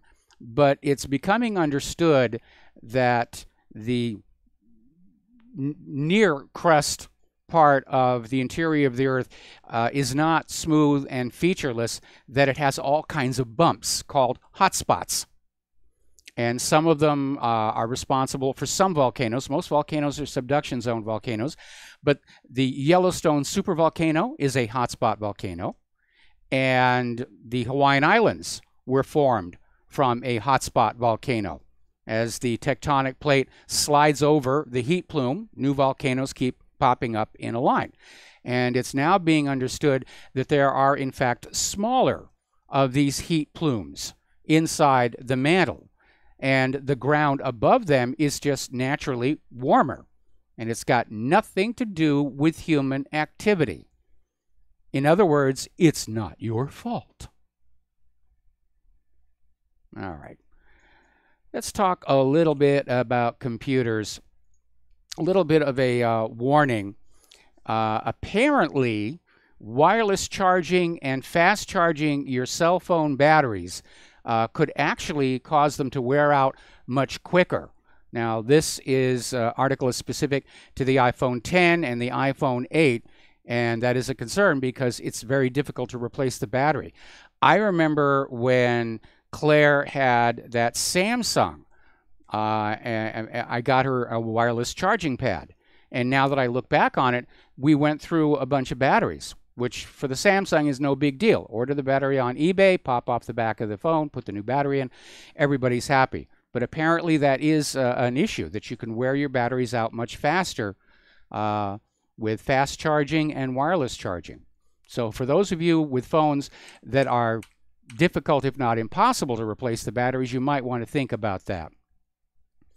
Let's get on back here to Spectre and Meltdown. Even Microsoft has said, don't install the new patches. Apparently, they've caused all kinds of problems, machines constantly rebooting, machines being bricked. It's a huge amount of devastation out there. And at this point, I have turned off the updates on all my machines. I'm just scared. I'm more scared of Microsoft patches than I am of cyber criminals right now. Linus Torvalds declares the Intel fix for Meltdown Spectre complete and utter garbage. Now, Linus, of course, is known for his continuing work on the innermost code of Linux systems, and he's just come out very harsh with his comments about Intel and uses a lot of profanity. In fact, he's using words I can't say on this here radio without risking the license of our on-air affiliates. But it is an epic disaster when you really think about it. You find out these Intel chips, ever since the Centrino, which, if I recall correctly, was the first of the Intel chips to be fabricated in Israel. I'm sure that's got nothing to do with it. I'm absolutely sure it's got nothing to do with it. But every chip since the Centrino has this flaw, this bug, this back door sitting right in the metal of the CPU. And it's been there for all these years. able to be used by whoever knows about it and knows it's there, which could be the Mossad or the NSA or who knows who. They're sharing a lot of information back and forth.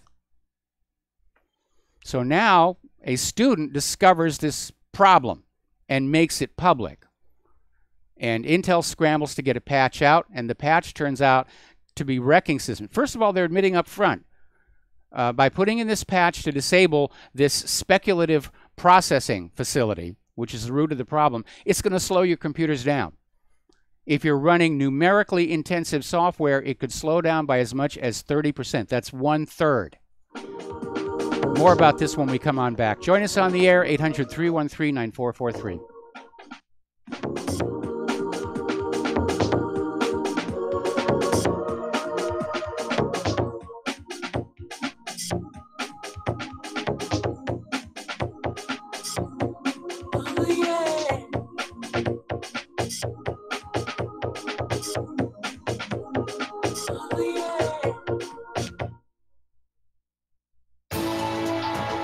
You are tuned in to the Republic Broadcasting Network. Visit our website by going to republicbroadcasting.org.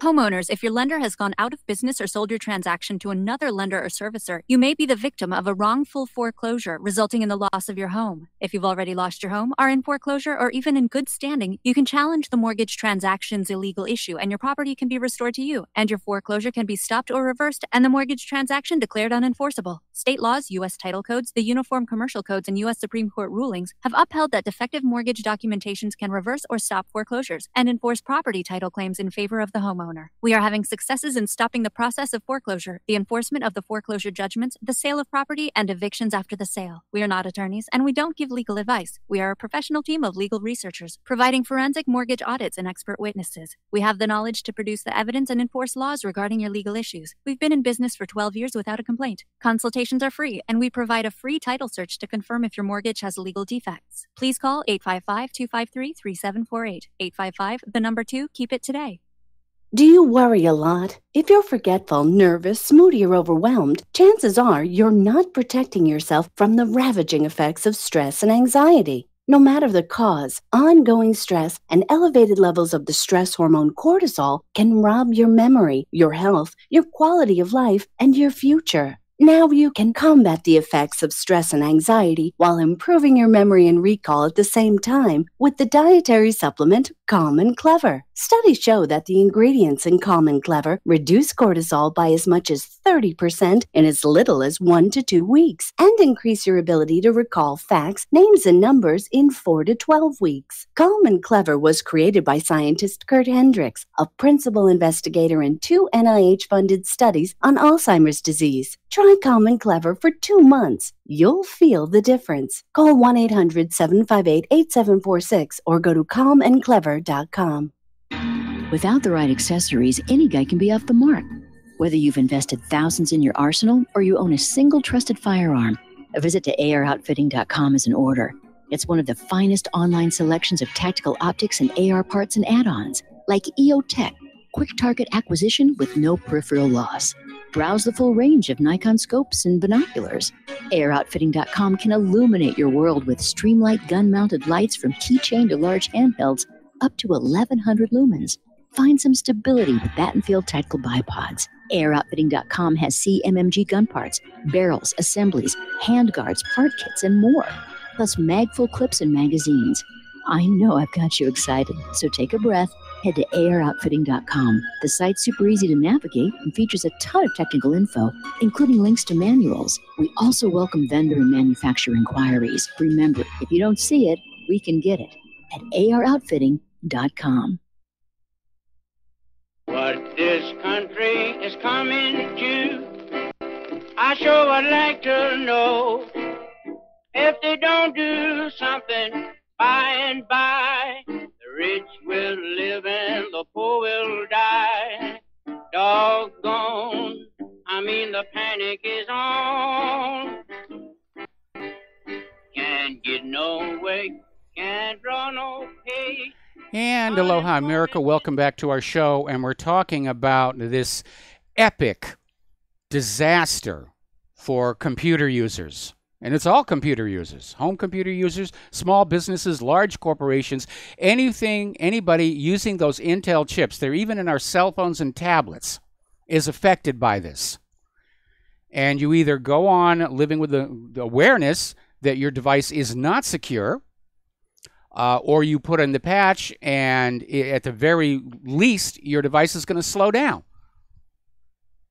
And that speed of your device, that's part of what you paid for when you upgraded. I want a faster machine. Remember the trouble that Apple got in when it was discovered they were intentionally slowing down older iPhones. People love speed. And now they're going to have to give that up. Then it turns out, of course, that the patches are causing problems. Machines are continually rebooting. Some have been bricked, meaning they're a doorstop from that point on. There's no way to get them back. I think there needs to be some major class action lawsuits against Intel by everybody who's ever used Intel product, and that is pretty much the entire population of the United States of America. And we need to get to the heart of just how this back door got into all these chips. Whose back door is it? Because I don't think it's a simple bug, because it's hit virtually every chip Intel has put out since the Centrino. And that, to me, suggests design. All right, we're going to take some phone calls here. Glenn in Philadelphia, aloha. Welcome to the show. What's on your mind? Aloha, Mike. You know, Mike, with the exception of... Oh, thank you. Hello. Okay. Okay, sorry, I didn't mean to cut off your greeting. You know, with the exception of dark brown skin, there is precious little similarity between Ethiopian Jews who make Aliyah and immigrate legally to Israel and the Somalis who are inundating Europe. Ethiopian Jewry is an ancient recognized sect, and Ethiopian Jews have had the right and been going to Israel for a very long time. Most are, go ahead and get their citizenship quite legally, and they're not causing a lot of crime problems or rapes or female genital mutilation or anything like that. So, it just seems weird to compare. And if Israel wants to get rid of them, and they're threatening them with jail, if they were to call Israel's bluff on the matter and allow themselves to be jailed, that would, potentially, get Israel in very bad trouble with world opinion and the United Nations, though they tend to disregard and scoff at United Nations pronouncements. So I really don't, but who knows, with the Saudis at the head of the Human Rights, Commission there, the UN, who knows what response they might get before the UN. So it's all a very muddy matter. But I can actually see them calling Israel's bluff on this. Well, first of all, to be clear, and I may not have been as clear when I was doing the story, the Ethiopian Jews, I think, are exempted from this order. This 90 days get out or else is directed at non-Jewish African refugees who've been pouring into Israel as they have into all the other countries in the region. But it's still, it's forced deportation, it's ethnic cleansing, and it's already looking bad in the eyes of the world. Right, exactly. That's the problem with those doggone walls. The airplanes have a tendency to fly right over them. I'm sorry, would you say that again? I said that's the problem with those doggone walls. The airplanes have a tendency to fly right over them. And bringing people. Yes. Yes, I know what you're saying. The refugees have been getting in. Well, Israel's a country with a wall. Everybody always says, sure, walls work. Look at Israel's wall. The first thing they point to. Well, Israel's wall is only along its eastern side to wall off Palestine. Israel is still perfectly open to the ocean, and you're absolutely right. The wall does not prevent aviation from getting in to the airports. Right, exactly. So that's another sticky wicket. But, it'll also be interesting to see what the responses are, because, if we're talking about illegal immigrants who crossed in illegally, the same as here or in Europe, then that certainly changes the complexion of the matter. Well, you need to remember, to the open borders people, refugee and illegal immigrant are not the same thing. And by declaring them all refugees, it makes it okay for them to walk into other countries, even though the other country may have a different idea about it. In the case of the United States, we're not calling the people from Mexico refugees, at least not yet. They may try and do that at some point. But it is a very complex, muddy issue. Right. And I mean, I've given a history of Ethiopia when Haile Selassie used to let shiploads of grain rot at the docks and not distribute it. They have a more historical claim to, being refugees from oppression than some of the others. But anyway. All right, Mike. Well, thank you. All right. Well, thanks an awful lot here. The idea is the open borders people are trying to play it on up that these people are fleeing oppression. They're fleeing all the wars that the United States has started. Actually, that's only about 10% of them. They've been doing all kinds of studies, and they're finding out 90% of these refugees are taking advantage of the open borders to go someplace where they think, or they've been told, they'll have better economic opportunities. That is not acting out. It's not working out, rather, and that's what's leading to the resentment and the anger and the frustration, which in turn is leading to the crime and rape and violence all over Europe. We're going to go back to the phones here. Tom in Indiana, aloha. Welcome to the show. What's on your mind? Would like to wake up the editorial cartoonists out there to, instead of the stars and bars with 5-pointed stars, if they made them 6-pointed stars and made a picture of that, I think that ought to be the new Jewish flag out there. Yeah, it could very well be. I mean, I've seen variations on the theme, on that very theme for a long time. And, just even in the news banners on certain news stories where, like on election night, there was a big stink because one of the networks, it had all of our traditional 5-pointed stars, and then in the background there were a couple of 6-pointed stars, just getting that message out there. And a lot of people were very upset with that. Well, I think it'd be a good political cartoon for somebody to start drawing that. Anyway, aloha. Appreciate your program. Aloha. Thank you very much for the phone call. Our phone lines are open again, 800-313-9443. So let's get on back to this issue about Spectre and Meltdown, because this is... I don't have words to say how bad this is. And however much damage is being caused, you can count on the corporate media to not want to report that. How many people have had their computers shut down or rebooting, or how many people have been hit by this. Because after all, Microsoft is a wonderful advertiser and we can't annoy them. But I wish somebody would do a head count. How many people have been adversely affected by this? Certainly everybody who's downloaded that first round of patches has been adversely affected. Their machines are now slower, if they're still working at all. We're looking at millions and millions of device users being hit by this. Nobody seems upset about it, at least in the corporate media or in the government. Well, it's just one of those things. Remember, in that end user license agreement that you signed or you accepted when you opened the software, you can't sue us for anything that we do that's bad. You know what? I think we ought to use this episode to bring back product liability to the computer, hardware, and software industries. Now, in the early days of the computer industry, the days of the Apple II and the Commodore VIC-20, which I still have a working one up here on the shelf,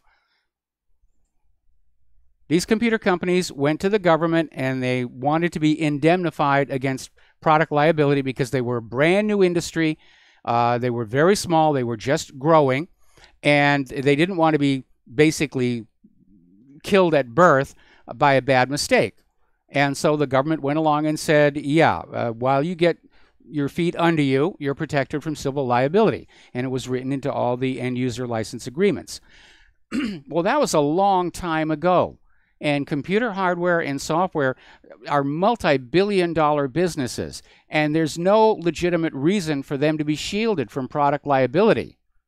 And by shielding them from product liability, you lead to incidents like what we're seeing here. Somebody, if this was not intentional, somebody got sloppy. Somebody just didn't care. This issue has been in every single processor since the Centrino. We need product liability restored so that these corporations will now have an incentive to produce more reliable product. Don't just make it pretty. Don't just change the interface. Actually make it work better for us. I'm opposed to indemnification of the vaccine industry. That's why they've gotten so reckless with their adjuvants, and they're making so many mistakes. They can't get sued for it. That's not a healthy way to run an economy. Yeah, I think this Intel chip issue is a good one to use to call for the ending or the restoration of product liability to this industry. Because there's a heck of a class action lawsuit waiting for Intel.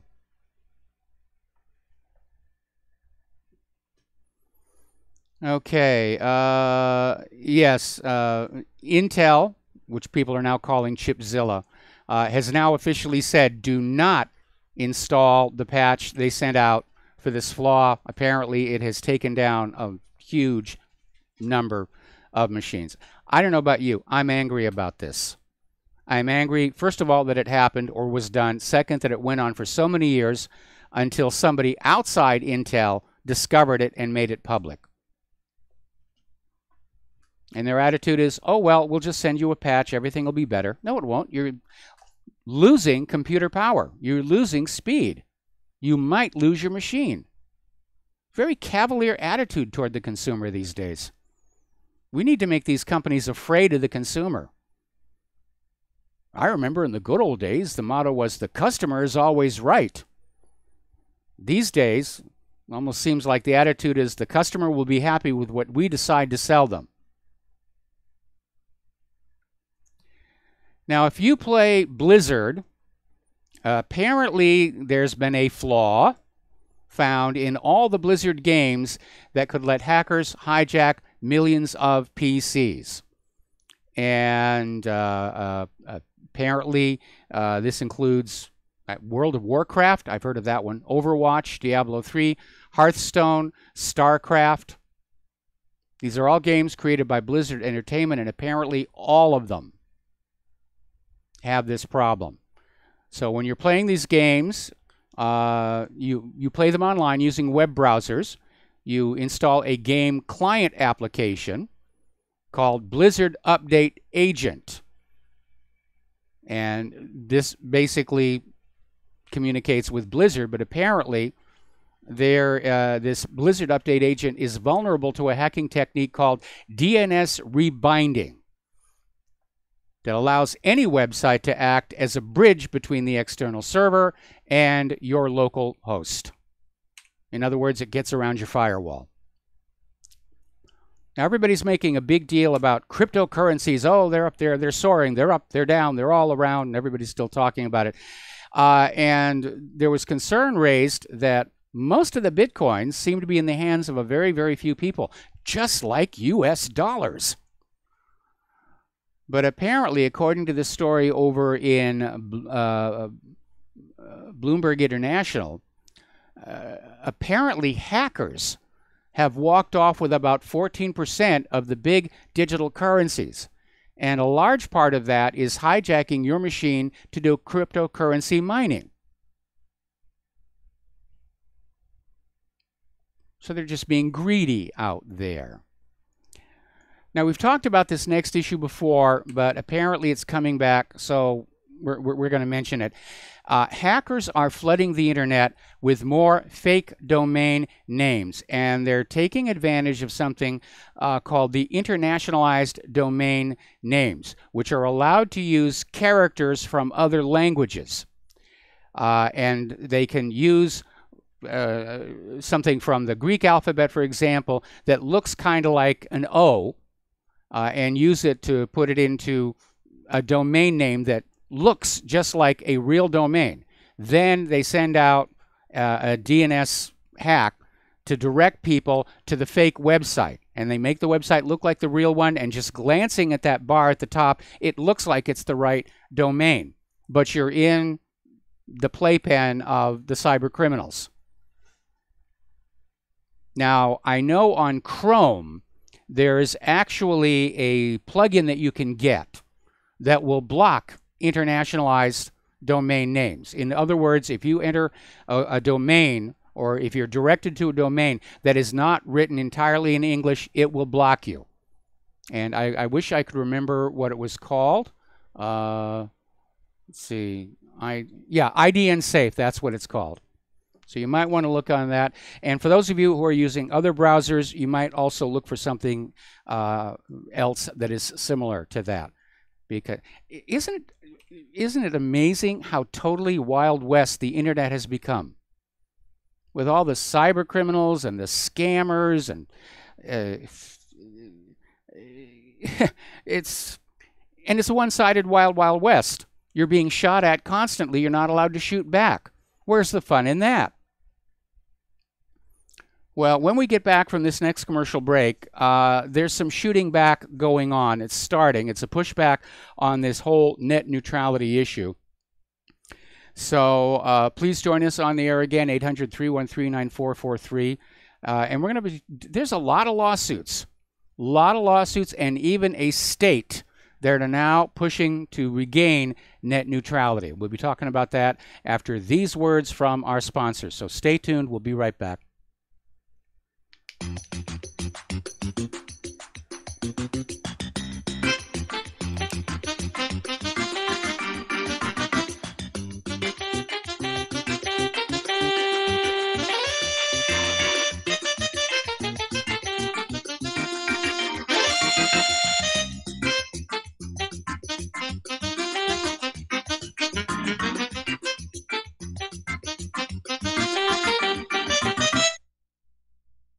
Tired of being lied to by mass media? It's growing more and more apparent today that news is received less and less through standard media outlets. Even with a growing audience every day, RBN is beginning to direct more efforts into social media. Social media and the use of the internet is fast becoming the primary source of people for news, regardless of demographic. RBN has set out to provide some of the best news on the internet through republicbroadcasting.org, and also has begun to use the tools to our advantage by way of social media. Republic Broadcasting is now operating a Facebook page to function as yet another avenue to have our collective voice reach new audiences across not only America, but across the globe as well. The Facebook page features not only news, but also an RBN player to listen to our broadcasts. Get involved by visiting facebook.com/Republic Broadcasting and liking our page, and share it with your friends and family, because you can handle the truth. So, you love talk radio? Then you'll love TalkStreamLive.com. TalkStream Live is always on, 24/7, with the best streaming talk shows. Find your favorite talkers and discover some new ones. It's free, readily available online or on mobile with any smartphone or tablet. Finding your favorite talk shows all in one place has gotten a whole lot easier. Just go to TalkStreamLive.com. Be sure to download the free apps from Google Play or the iTunes App Store. Do you or a loved one suffer migraine headaches? Listen to what scientist Kurt Hendricks has to say. If you are one of the millions of people who get migraines, you need to know about MigRelief. Hi, I'm Kurt Hendricks, the scientist who created MigRelief, the patented dietary supplement that addresses nutritional deficiencies in adults and children with migraines. Thousands of physicians and pharmacists recommend MigRelief. Call 800-MIG-7354 or visit MIG911.com. I'm getting older and noticing that my body just doesn't work as well as it used to. So I like to keep fit as possible by hitting the gym a few times a week. Recently, I started having a nagging bicep pain, and it got so bad I couldn't even lift the weights. When I was complaining about it to a friend, he told me about AngioPrim. He said chelation helps remove toxins, heavy metals, and cholesterol in veins and arteries that may cause blockages. You know, after just 1 week of taking Angioprim, the pain was gone, and now I'm back in the gym full strength. Scientific research proves the active ingredient in Angioprim has superior oral chelation action that helps promote cardiovascular health. So to learn more, go to angioprim.com. That's ANGIOPRIM.com, or talk to a trained consultant. Call Angioprim toll free at 877-882-7221. You'll feel better with more energy. Call 877-882-7221 or go to the website angioprim.com.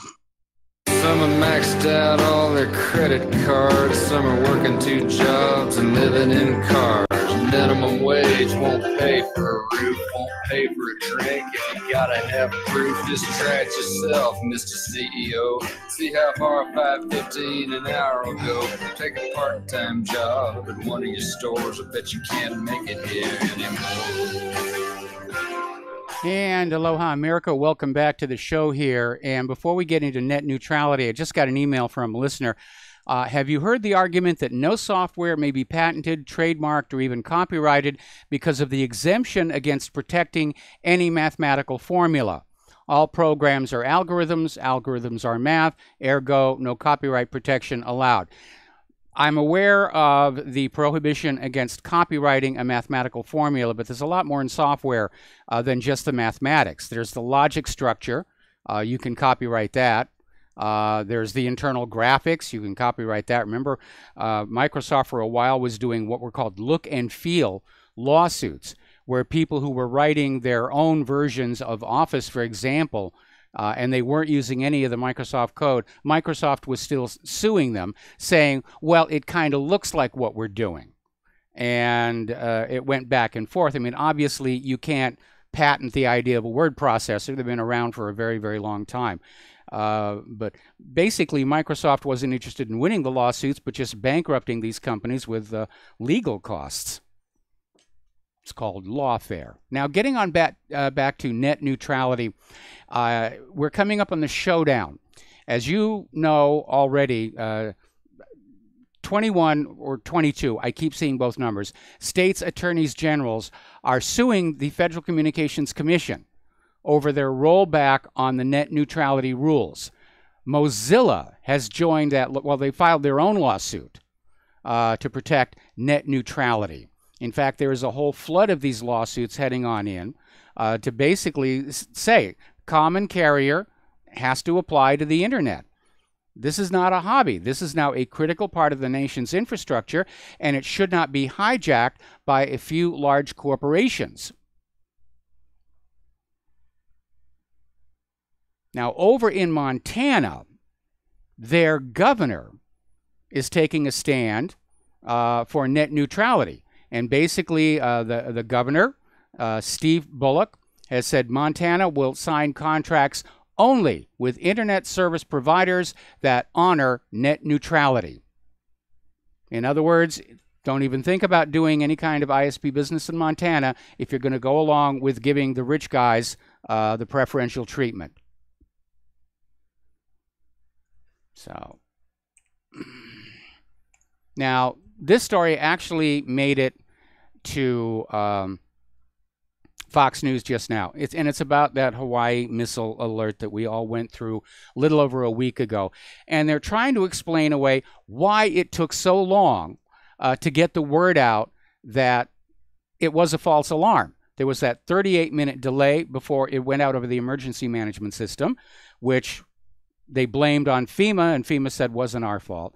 And there was the issue about, why didn't you put it out on Twitter? The governor has a Twitter account. A lot of people are following it. Why didn't he do that? And he didn't get it onto Twitter for something like over 20 minutes after it happened. His excuse is he temporarily forgot his Twitter password.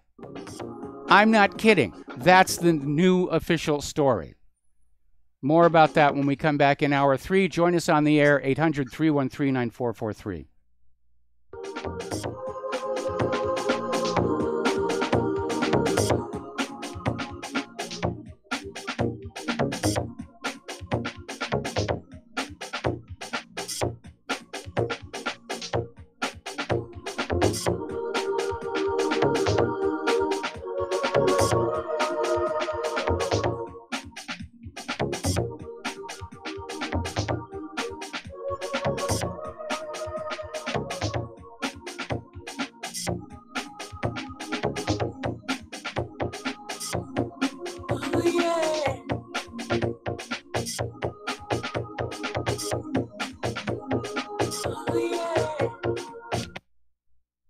Hi, folks. CBD is the home run hitter for health right now. Why, you ask? Because of what it does for the body. Unfortunately, I can't tell you all about the benefit. You know, there's reasons. Do your due diligence and log on to ancientlifeoil.com. That's ancientlifeoil.com. Ancient Life Oil uses organic ingredients and is blended in coconut oil for some of the best benefits. Legal in 50 states and non-psychoactive. Log on to ancientlifeoil.com. That's ancientlifeoil.com. Do you worry a lot? Whether you're a college student, busy professional, parent, or grandparent, ongoing stress and elevated levels of the stress hormone cortisol can rob your memory, your health, and your future. Now you can combat the effects of stress and anxiety while improving your memory and recall at the same time with the dietary supplement Calm and Clever. Studies show that the ingredients in Calm and Clever reduce cortisol by as much as 30% in 1 to 2 weeks. Call 1-800-758-8746 or calmandclever.com. You're listening to the Republic Broadcasting Network, because you can handle the truth.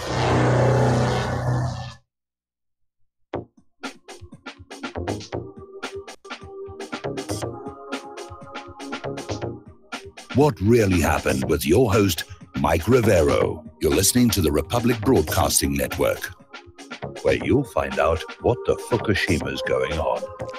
And aloha, America. Welcome back to our show, hour number 3. And the phone lines are open, 800-313-9443. And we're talking about the latest wrinkle in the story about our false alarm missile alert a little over a week ago. And the story just is not adding up.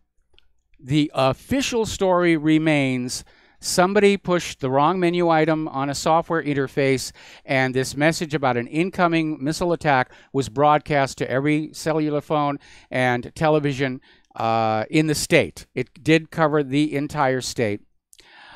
And then it was 38 minutes before the same system was used to send out an alert that it was a false alarm. Should have been sent immediately, could have been sent immediately. And Governor Ige and the head of the Emergency Management Agency are trying to basically explain why it took so long for the word to get on out. And initially they were blaming FEMA, saying they were waiting for FEMA's permission to put out this, to cancel the alert. And FEMA said, no, you don't need our permission. If you've sent something out in mistake, obviously you are allowed to correct that as fast as you can. Then the other issue was raised is why the governor's Twitter account didn't put it on out, because obviously he's the governor and a lot of people follow him on Twitter. And his excuse today, and they even had it on Fox News, he forgot his Twitter password. Now, I am not buying any of this at this point. I'm also not buying the claim that there really was a missile of some kind out there. I think, and this is because they had a similar incident in Japan just a couple of days later, I think it was actually a test. I think they deliberately put out this alert just to see how everybody was going to react. They were probably up there at that police command center where all the TV cameras come on in, and they were just watching to see how bad the panic would be. And by the way, it wasn't all that bad. A lot of people just didn't know what to do. They just said, I don't know where the missile's going to hit. I don't know what direction to go on. I think that's what it was, and that's why it took so long for the retraction. They were waiting to see what people were going to do. Now, hopefully that's being done for civil defense and for training, or worst case, they are planning a false flag of some kind. Pearl Harbor, the sequel. There's been another incident with a Tesla Model S rear-ended a fire truck parked on a freeway. This was in Culver City, and apparently the Tesla car doing 65, the speed limit, hit a parked fire truck, and the firefighters were there attending to a freeway accident. And for the driver's blaming the autopilot. It was on autopilot mode. And for some reason, the Tesla software, it's able to track cars around it that are traveling at nearly the same speed, but apparently somehow missed the fire truck. Now, I saw the photo of this, and the fire truck was parked at an angle. So if the Tesla's forward obstacle is based on radar, it probably bounced off those angled panels, and that may be the reason that the accident actually happened. The fire truck only got minor damage. The front of the Tesla was toast. It's just toast. And I like the idea, but obviously there are still issues with these devices. All right, let's talk about Earth science now, because there's a lot going on. I mean, the same day that we had that fake missile alert here in Hawaii, that night there was a big quake in Peru, and possible tsunami for that. And as you know, last night, middle of the night, 7.9 quake up just off the coast of Alaska. Tsunami warnings all over there. Tsunami alert here in Hawaii. And now, apparently, Mount Mayon in the Philippines has exploded, and it's sending a huge plume of ash and steam into the sky. I saw a video of this. Authorities have raised the alert level to 4 out of 5, meaning a potentially deadly major eruption is possible in the next few days. And apparently, Mayon is the most active volcano in all of the Philippines. So the Earth is really getting her rocks off these days, isn't it? Okay, here's a bizarre wrinkle in the abortion debate. Apparently, there is a religious group called the Satanic Temple, and they have decided to support a woman identified as Mary Doe, and she is challenging the state's informed consent law, which requires women seeking an abortion to wait 72 hours first to consider it. And she is claiming that waiting 72 hours before having the abortion somehow or other violates her religious beliefs. Now, maybe she's part of the Satanic Temple, and that's part of their religious beliefs. But this is going to go to court in Missouri. And we'll see what happens with that. I remember when I was still living in Southern California in working in the film industry, a lot of weird religions out there. It was the early days of Scientology. There was another group called the Temple of Set. Seemed like the Order of the Ram was another one. Every corner you turn, there was another storefront religious offering.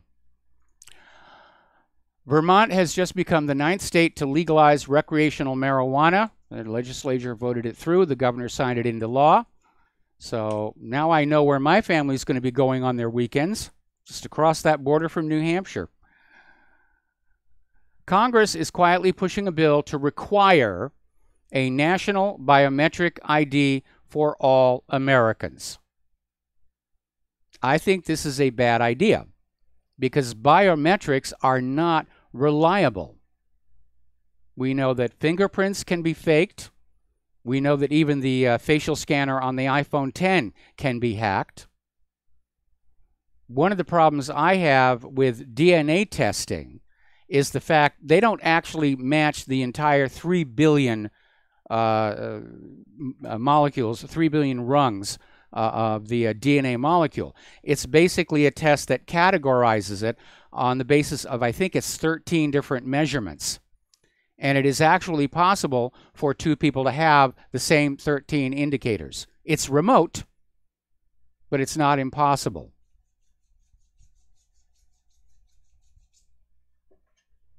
The only reason the government wants us to have IDs is so they can keep track of us. It's like ranchers branding the cattle. You're mine now. Shh. Got to leave my mark on you. Over in Pennsylvania, scientists have discovered that radioactivity from oil and gas wastewater is now being found in stream sediments. Now, this gets back to the fracking and how dangerous it is for the environment. The promise was that all of this toxic fracking fluid and all of that industrial waste that was being contracted to dispose of was going to be buried way down deep in the earth where it would stay, except it doesn't. What does fracking do to the rock around it? It cracks it. It opens up paths for these toxic chemicals to travel, and they're under tremendous pressure. Where are they going to go? Out and up. And yes, some of the materials used or disposed of in these fracking wells are radioactive. We're seeing it's amazing to see Al Gore out there making a big deal about carbon dioxide, and nobody's paying attention to the radiation coming out of Fukushima, or the toxic materials coming out of the fracking wells, or the fact that the oil from the Gulf oil disaster didn't really go away. It's still there, just on the bottom where you can't see it. But carbon dioxide is the villain. So let's look at all the illnesses we're dealing with. There's the Aussie flu, the Japanese flu, the French flu. CDC says there are other strains that are getting ready to pop up there. There's that bleeding eye disease in Uganda, which they've identified as being pretty much the same one that wiped out the Aztecs. And apparently in North America, deer are starting to die from a disease that attacks their nervous system, gradually destroying it. Sounds kind of like a bovine spongiform epithopathy or mad cow disease. This could be made the same. The scientists' concern, though, is that it may be transmissible to humans. You know, that might explain another story that we had down here. Apparently, some liberals took that same cognitive test as Donald Trump. Remember, he scored 100%, and these liberal reporters took the same test and they failed. I think they have been eating the king's deer. Okay. I'm looking at the headlines that are just coming in. You have to... Debbie Wasserman Schultz is another one eating the king's deer here. Apparently, she was on CNN, and she actually came out with a statement that the Democrats shut down the government for momentum. She said this yesterday. This ranks on a par with we have to vote it through before we can see what's in it. We shut down the government for momentum. Even the CNN host couldn't let her get away with that. I imagine Debbie Wasserman Schultz is very nervous about all these new investigations into the investigations, because she's right in the middle of she's in the middle of the Russian dossier. She was running the DNC at the time the DNC was paying Fusion GPS to pay Christopher Steele to come up with all of this nonsense. Anyway, I need some phone calls here to finish out the hour. 800-313-9443. Now, Catherine Herridge is out there saying that newly disclosed text messages from Peter Strzok prove that James Comey and Loretta Lynch lied to Congress. Now, the interesting thing is going to be, will Congress do something about it? Because lying under oath is perjury. It's chargeable. Story coming out of an Investment Watch blog. To nobody's surprise, trust in the U.S. government and the media falls at record-breaking pace. Apparently, the Edelman Foundation's annual report basically indicates the largest ever single-year drop in trust among Americans for those institutions. Apparently, the FBI Secret Society is #1 on Twitter. It's trending up there. Let's see. I thought somebody had sent me the information on the plugin for the to block the internationalized sites here. The lady who was the inspiration for the Rosie the Riveter poster apparently passed away. She was 96 years old. And again, let's talk about this immigration thing. This is building up to be an actual conflict in the streets. And apparently the DACA recipients, who are still wondering what's going to happen to them, tried to have a protest by blocking the entrance to Disneyland. And apparently Disney security basically gave them what for. But what it comes down to is this.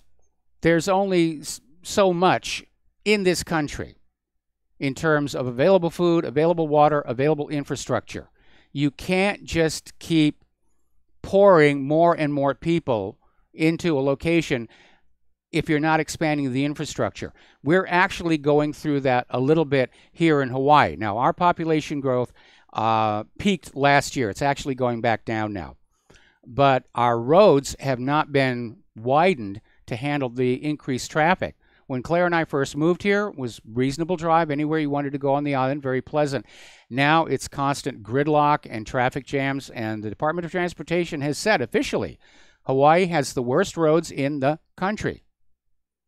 Now, obviously, they're hoping that when the light rail is finished at some far-off point in the future, that more and more people will be persuaded to leave their cars and use the light rail system. I don't know if that's really going to happen.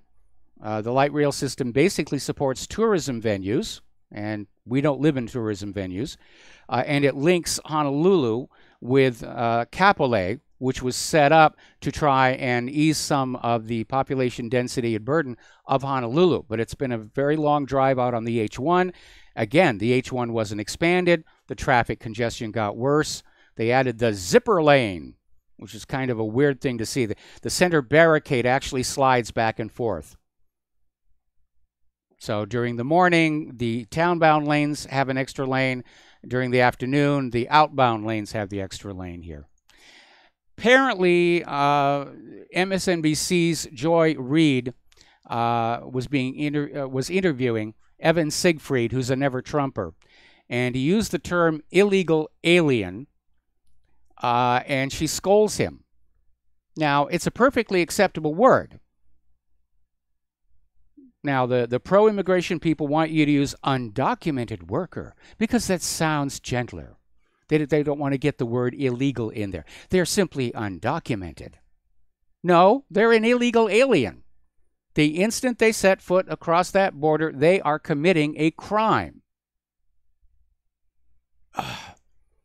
Apparently, another person over at MSNBC said President Trump is an enemy to non-white people in America. That's funny. Yesterday they were claiming he was an anti-Irish bigot. No wonder. No wonder.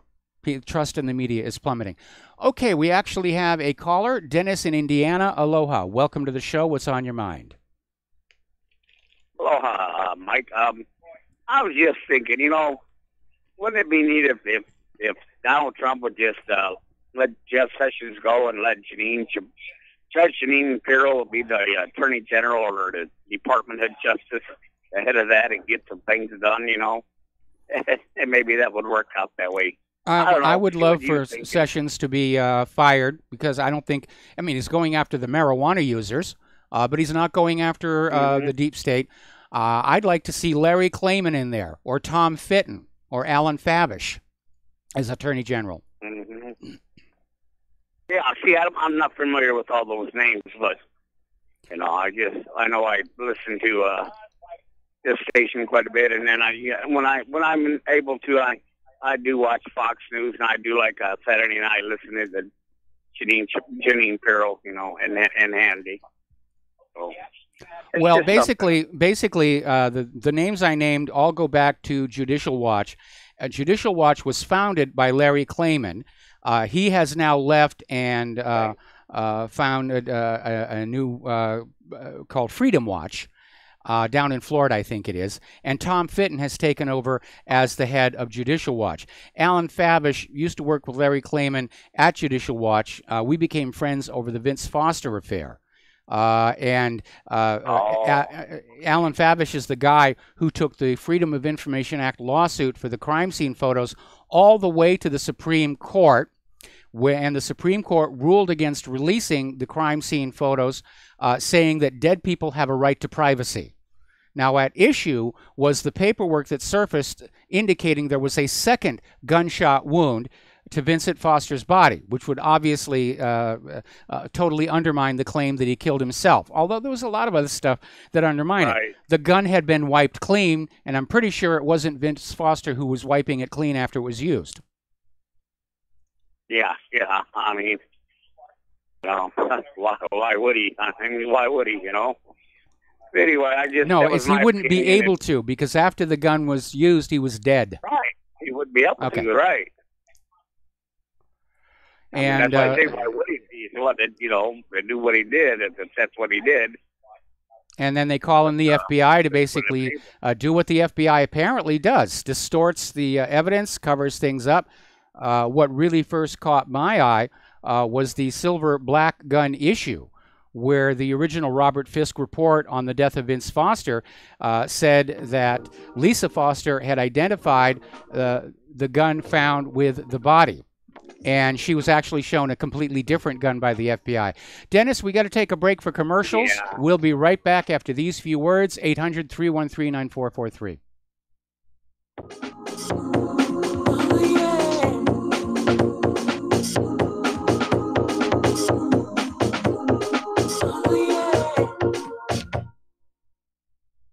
For the past 14 years, it's been my privilege to host the National Intel Report on RBN, to offer a platform to interview exceptional guests, to provoke critical thought, and examine evidence, whether real, fake, or somewhere in between, and allow our audience to call in and participate with your input and questions in order to help us all reach an educated decision and arrive at our own truth. Our world has changed. It's now been turned on its head. Real is now considered fake, and mainstream fake is now pushed as real, rather than any clear thinking, consensus, or rationale. Those few remaining beacons of light, the ones still shining through the mainstream media lies, propaganda, and deception, are being viciously attacked at every level through attempts at censorship, threatening advertisers, jailing hosts, and even killing journalists brave enough to speak the truth to you. We are in a war for our very freedom and existence, and through these despicable acts, freedom haters, collectivists, and communitarians have shown they will stop at nothing to blot out these last few beacons of light. Truth is becoming increasingly more difficult to unmask, just as the term unmasking itself is spoken by those usually anonymous sources. They promote their lies, wishing to mask the truths by ignoring it, vilifying it, or conspiratorializing it into a black hole abyss. Regrettably, RBN has reached the tipping point, and through internal audit and actuarial review, it has now been determined that the only life raft of survival to this network is to go the way of PBS, that being audience-supported. Like a cornered animal, the left with veracity is pulling out all the stops with every effort to effectively blacken our beacon forever. Help us, folks. Help yourselves. Don't let our light stop shining. Our motto has always been, because you can handle the truth. It's time to review your budget, folks. If you want the truth to keep flowing through RBN, go to republicbroadcasting.org and become a regular monthly donor of $30, $40, $50, or $100 or more a month, and ensure you keep the truth flowing. Do you or someone you know suffer from chest pain, blood pressure, cholesterol, or irregular heartbeat? Are you looking for a more natural solution to overcome these health challenges?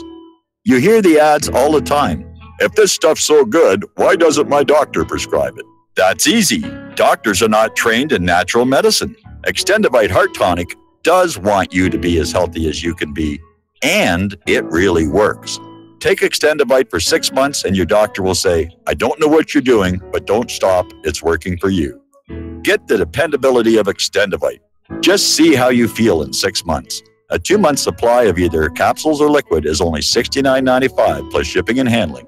Call 1-877-928-8822. That's 1-877-928-8822 or visit heartdrop.com. Extend your life with Extendovite. We will not go down in the night without a fight. You can burn up our mosques and our homes and our schools, but our spirit will never die. We will not go down in Gaza tonight. And aloha, America. Welcome back to the show here. Breaking news just coming on in. Apparently, FBI Director Christopher Wray's chief of staff, who was also chief of staff for former director James Comey, is leaving the FBI. This may have been what was actually behind that earlier thing about the FBI director threatening to quit if McCabe was removed. But it turns out it's James Rybicki, and he's been under increased scrutiny from GOP lawmakers, and he's decided that he's going to leave to take up an opportunity in the private sector. Now, this sounds to me like he wants to get away from the rising heat, so, coming out of the investigation of the investigation. Because obviously, as the chief of staff, he was right there in the heart, saw everything Comey was doing in terms of getting ready to exonerate Hillary Clinton, do a get-out-of-jail-free card. And there we go. Now, so he may be saying, with all the investigations cranking up and looking to turn real, he may have decided he wants to get on out. And we may see more of these in the future. Okay. All right, so we did, all right. Just having words with my control room technician.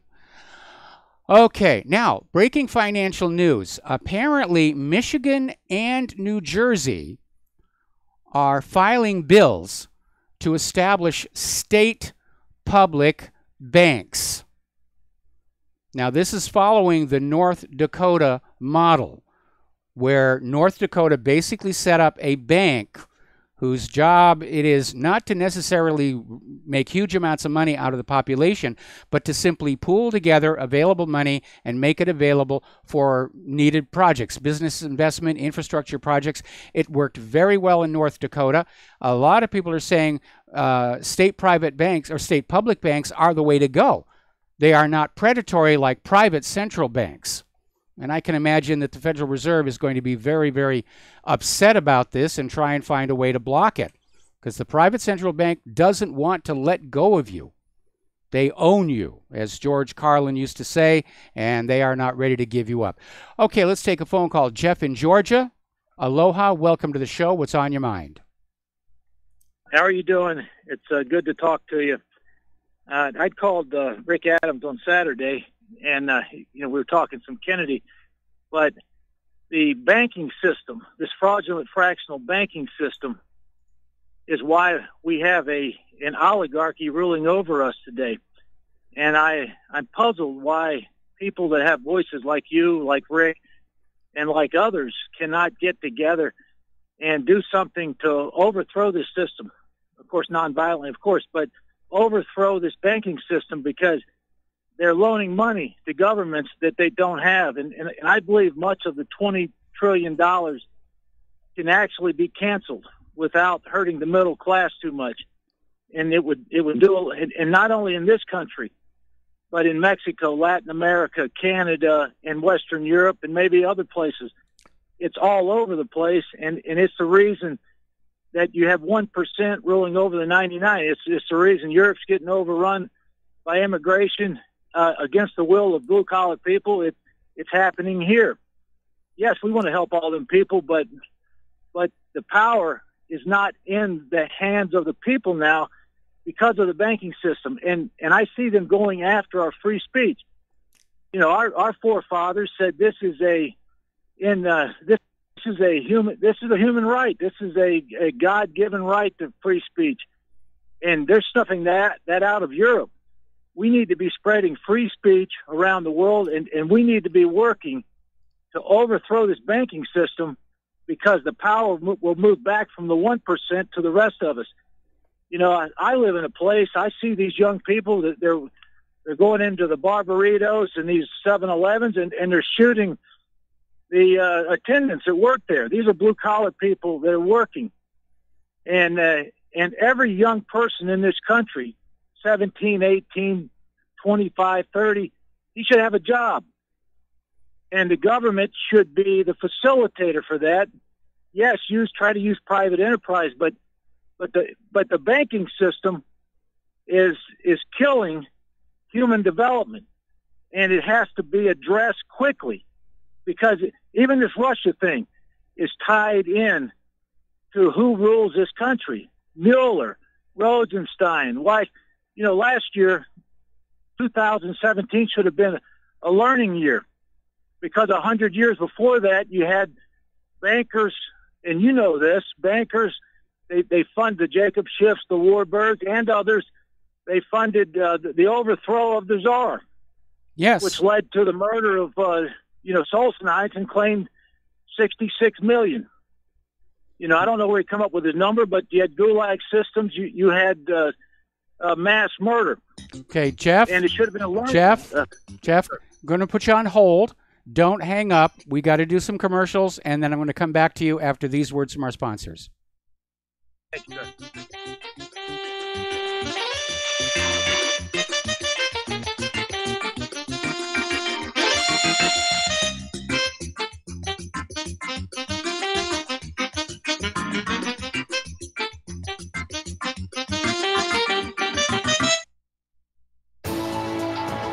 You are tuned in to the Republic Broadcasting Network.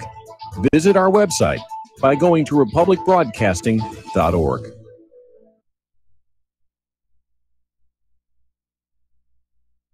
Do you or a loved one suffer migraine headaches? Listen to what scientist Kurt Hendricks has to say. 35 million people in the United States suffer with debilitating migraines. If you or a loved one are one of them, you need to know about MigraLief. Hi, I'm Kurt Hendricks, the scientist that formulated and patented the MigraLief migraine formula. MigraLief is a non-prescription dietary supplement recommended by neurologists, pharmacists, and pediatricians to address nutritional deficiencies in both adults and children over 2 with migraines. Try MigraLief for 3 months and see the powerful difference it can make in your life, or get your money back, no questions asked. Go to MIG911.com or call 800-MIG-7354. You can change your life today. So if you suffer from migraines, don't wait. Call 800-MIG-7354. That's 800-MIG-7354, or visit MIG911.com.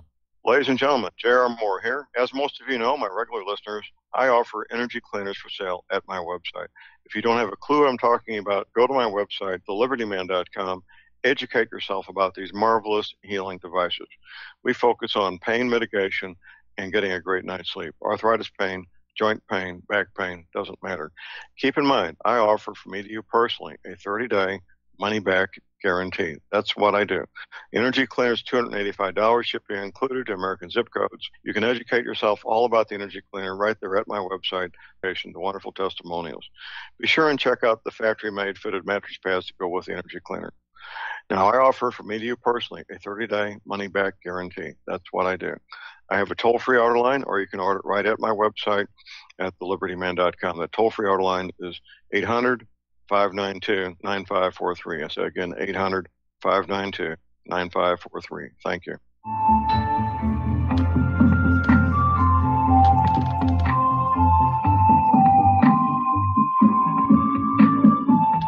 Do you know there is an ongoing war right here in America?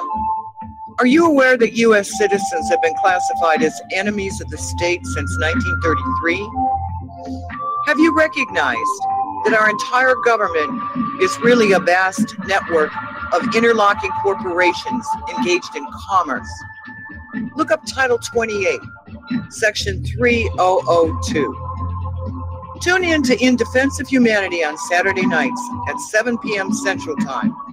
Find out what's really going on and learn how to protect yourself and your family as flesh and blood men and women living in a corporate reality.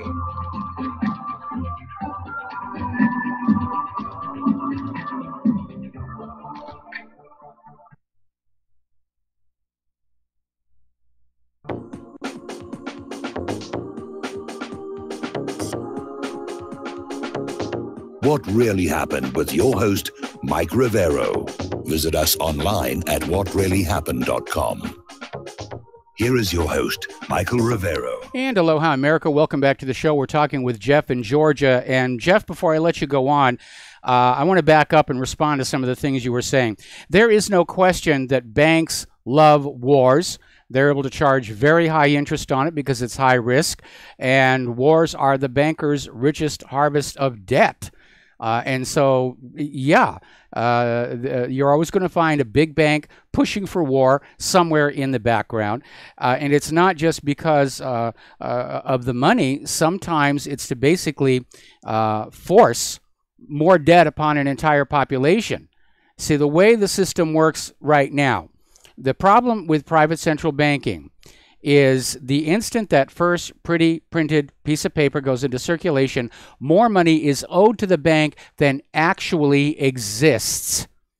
You owe them that dollar plus however many cents interest has accrued on it, but those cents don't exist, and that is the trap. That is the tool of enslavement.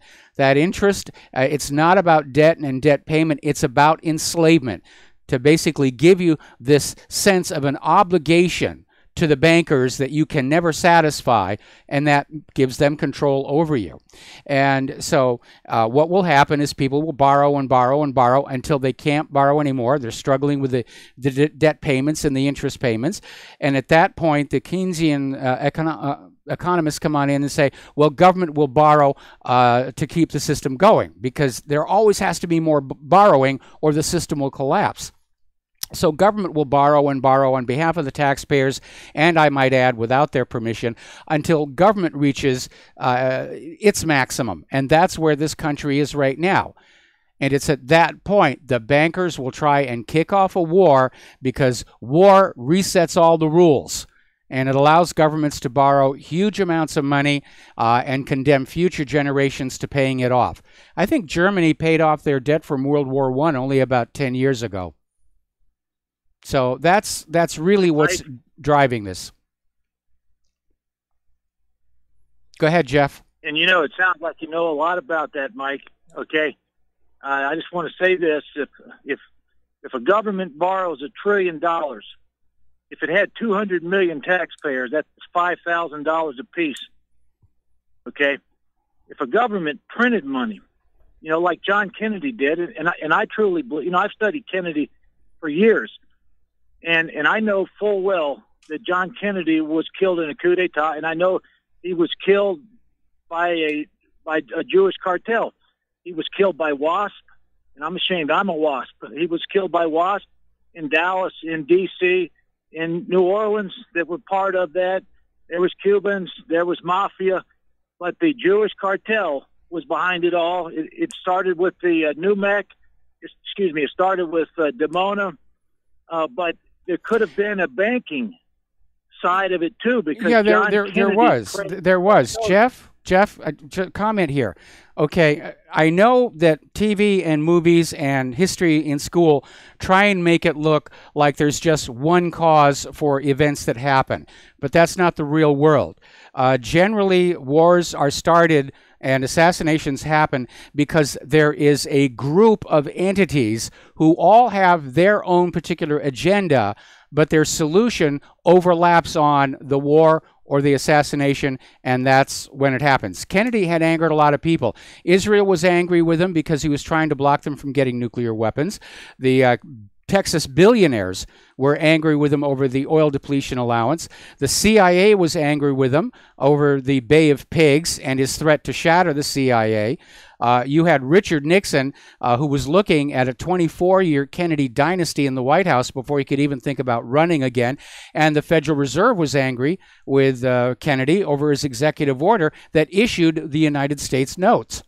And organized crime was angry with Kennedy because they'd helped him steal the election, and then he turned around and made his brother attorney general and sicked him on the mafia. Well, I was a kid when Kennedy was shot. I barely remember the funeral, but in 1969 we walked on the moon. John Kennedy had vision, and I've lived long enough. There has not been a president like him. Irregardless of his affairs, he was the best president in my lifetime by far. He was not a puppet to the puppet masters. His father taught him well, and his father, I think, was a great man. His father tried to prevent a war. his father was the ambassador to the court of St. James, and he was right there in the epicenter with Chamberlain. And Chamberlain said, and Joe Kennedy said, when to James Forrestal, you may know this, that when Forrestal asked him what happened over there when you were there, and he said Chamberlain said that Roosevelt and the Jews have forced England and France into war, and Kennedy even blamed part of it on William, on the ambassador to France. Okay, but John Kennedy had 2 strikes against him because of his father when he entered the White House. But the same oligarchy is ruling us today that covered up the Kennedy coup d'etat, and I tell you, I can't stand for it.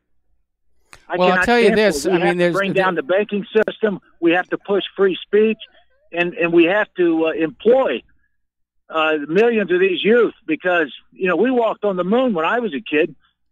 I mean, it's really, really terrible to see what our country may become. We're definitely a nation in decline. There's no question about it. All right, Jeff, I'm going to let you go. I'm going to let you go. Thank you very much for the phone call. We got to move on here. And I would like to see the Federal Reserve go away, as long as they are generous donors to candidates for elected office. I don't think that's going to happen, because your average politician is going to sell their own mother for $1. I would like to see full employment for young people. But again, this nation as a whole has walked away from manufacturing that generates jobs. Agriculture has become automated, so those jobs aren't around anymore. And nobody wants to buy our GMO produce anyway, so even those companies are in trouble. All right, let's go ahead and take another phone call from Sherry in Texas. Aloha, Sherry. Welcome to the show. What's on your mind today? Sherry, there you are. Can you hear me? I hear you now. Yes, I'm here. Okay. Well, your show kind of comes in and out for me, but your producer was nice enough to let me on so I could hear the rest of your show and not have it interrupted. These are challenging times. The thing is, I think that a lot of seniors can be helped by the youth that needs work. And I have someone working for me now who's driving me around. Her husband owns a cab company, and we've made this arrangement, and I've checked with my CPA, and it's all okay. She's getting extra money. I'm getting a ride because I gave my daughter has my car. These things can work. If the youth will put there's a lot of good young people out there who are smart and need a break. And there's a lot of work that seniors need. And I was lucky enough to lock into one of these things. And about cars, is it against the law, would you say, this sounds stupid, but for a company to make a low-tech car for those who don't want all the bells and whistles and to be tracked every No, it's every not mile? against the law. No, it's not against the law, as long as it meets all the safety requirements, for being on the road. You can do it. And there are companies that make cars like that, the street legal dune buggies. And it's not very practical. But I definitely, as Claire and I talk about getting a newer car, we don't want Wi-Fi. We don't want Bluetooth. All I want's a backup camera. That's a nice to have. But I don't want a bunch of distractions all over that dashboard where you're having to figure out, what's going on. I don't even want traction control. When we lost the Xterra and before we got the Honda, we had to rent a few cars, and I got to try them with the traction control because it always defaults to on. It gives me a weird feeling, like the car isn't exactly going where I thought I'd pointed it. The only one that really worked was this pickup truck. I think it was called a Canyon, and I actually liked that one. Yeah. Well, I think there's, the more we can force the system to rethink their stance, which they are in other areas, the more of us, there's more of us than them, and the more that we can succeed, I think. And I'm glad to hear that that's a possibility, because some smart car company will come up with something that will cater to what the people really want and what they think is fair for them and doesn't violate their rights and their freedom, and they will take off like a rocket. I mean, as long as we keep it legal. If I go into Walmart and they won't take my credit card, or they won't take, well, I don't have a credit card. If they won't take my check or they won't take my cash, I'll walk out. I wasn't able to get a Visa, I think, at one of the stores because you have to have put it on a credit card or something. So I went and got it at somewhere else. And as long as there is a somewhere else, they'll cave, because there's really more of us than them. Well, see, the problem is with automotive development, at least. First of all, if the government says put a tracking device in it, there'll be a tracking device in it, and you won't have any choice about that. But car manufacturers design the cars and figure out the line of models they're going to have based on these very intensive surveys of the car driving public. A lot of this takes place at car shows. Very often they'll literally hold an event where I even attended one once, where they had down at the Los Angeles Convention Center, and people were invited on in. And I can't even remember the car manufacturer. It was one of the American manufacturers. And what they had were called the concept cars. These are cars they're considering making, and they're basically done up as one-up prototypes, and they're drivable. And people could sit in them, people could look at them, and they're just measuring people's response. And unfortunately, the majority of people respond to lots of lights and lots of buttons and lots of fancy gizmos. I guess they get a surge of pride to say, my car has got Wi-Fi, I've got YouTube, and I've got video monitors in the back of the seats for the kids to watch. And it's tied in with the ego and tied in with the image.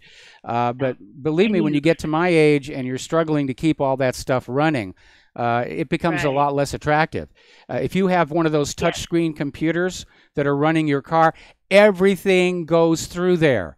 If that fails, the car stops. And I think it's like a minimum of $500 to replace that. So I want a car that's going to keep on running even if some of the small bits and pieces don't work anymore, which is the case with our car. The air conditioning stopped working and so forth. But to me, simple is better. I think we've allowed all of our technology, cars, computers, everything, to just become incredibly decadent. Anyway, Sherry, I'm going to let you go. We got another caller waiting very patiently on the phone. So thank you for the phone call. We're going to switch over to Fred in Iowa. Fred, thank you for waiting so patiently. What's on your mind? Mike, when Jeff was talking, giving his speech, and then he covered a lot of ground, and then you covered all the factions that were involved. You left out one. And if you go and see, after Kennedy was elected, 3 months, he gave a speech to the American public, and he was against, or not for, he was against state and church together. That was the crux of the speech, his separation of church and state, which Kennedy was for. Play the speech over again 3 or 4 times and listen to it. The Vatican was in there too. I have seen absolutely nothing to indicate the Vatican was involved with the JFK assassination. They may be opposed to the idea of separation of church and state. They've certainly voiced that. One of the popes even said the Bill of Rights should never have been written because God does not give freedom of speech and privacy to ordinary people. But that's a religious opinion. I don't think the Vatican really feels like killing people over that issue because it's a sentiment that's shared by the majority of the American people, that the best way to have religious freedom for all is to deny all religion access to civil authority. That was the thinking behind that First Amendment. The Vatican killed over 50 million people for 1,260 years during the Dark Ages. And you tell me that they don't want to kill anybody? I didn't say they didn't want to. What I'm saying is I've seen absolutely no evidence to support your theory. Well, open your eyes, my friend. Have a good day. Thank you, and bye. Have a good day. We're going to switch over to Bob in Colorado. Aloha, Bob. Welcome to the show. What's on your mind? Yeah, Mike, I want to talk to you. The last lady you talked to, I can't remember her name. I know Sherry. She calls in all the time. And yeah, okay. And she was talking about Walmart and so forth. Well, we have a Safeway here in southern Colorado. And I went in there a few months ago. I'm 66 years old, beard, long hair, and I go in and I went to buy beer one day, and they said, "Where's your driver's license?" So I said, "Well, I don't have a driver's license. I've never been asked for one. I'm 66 years old."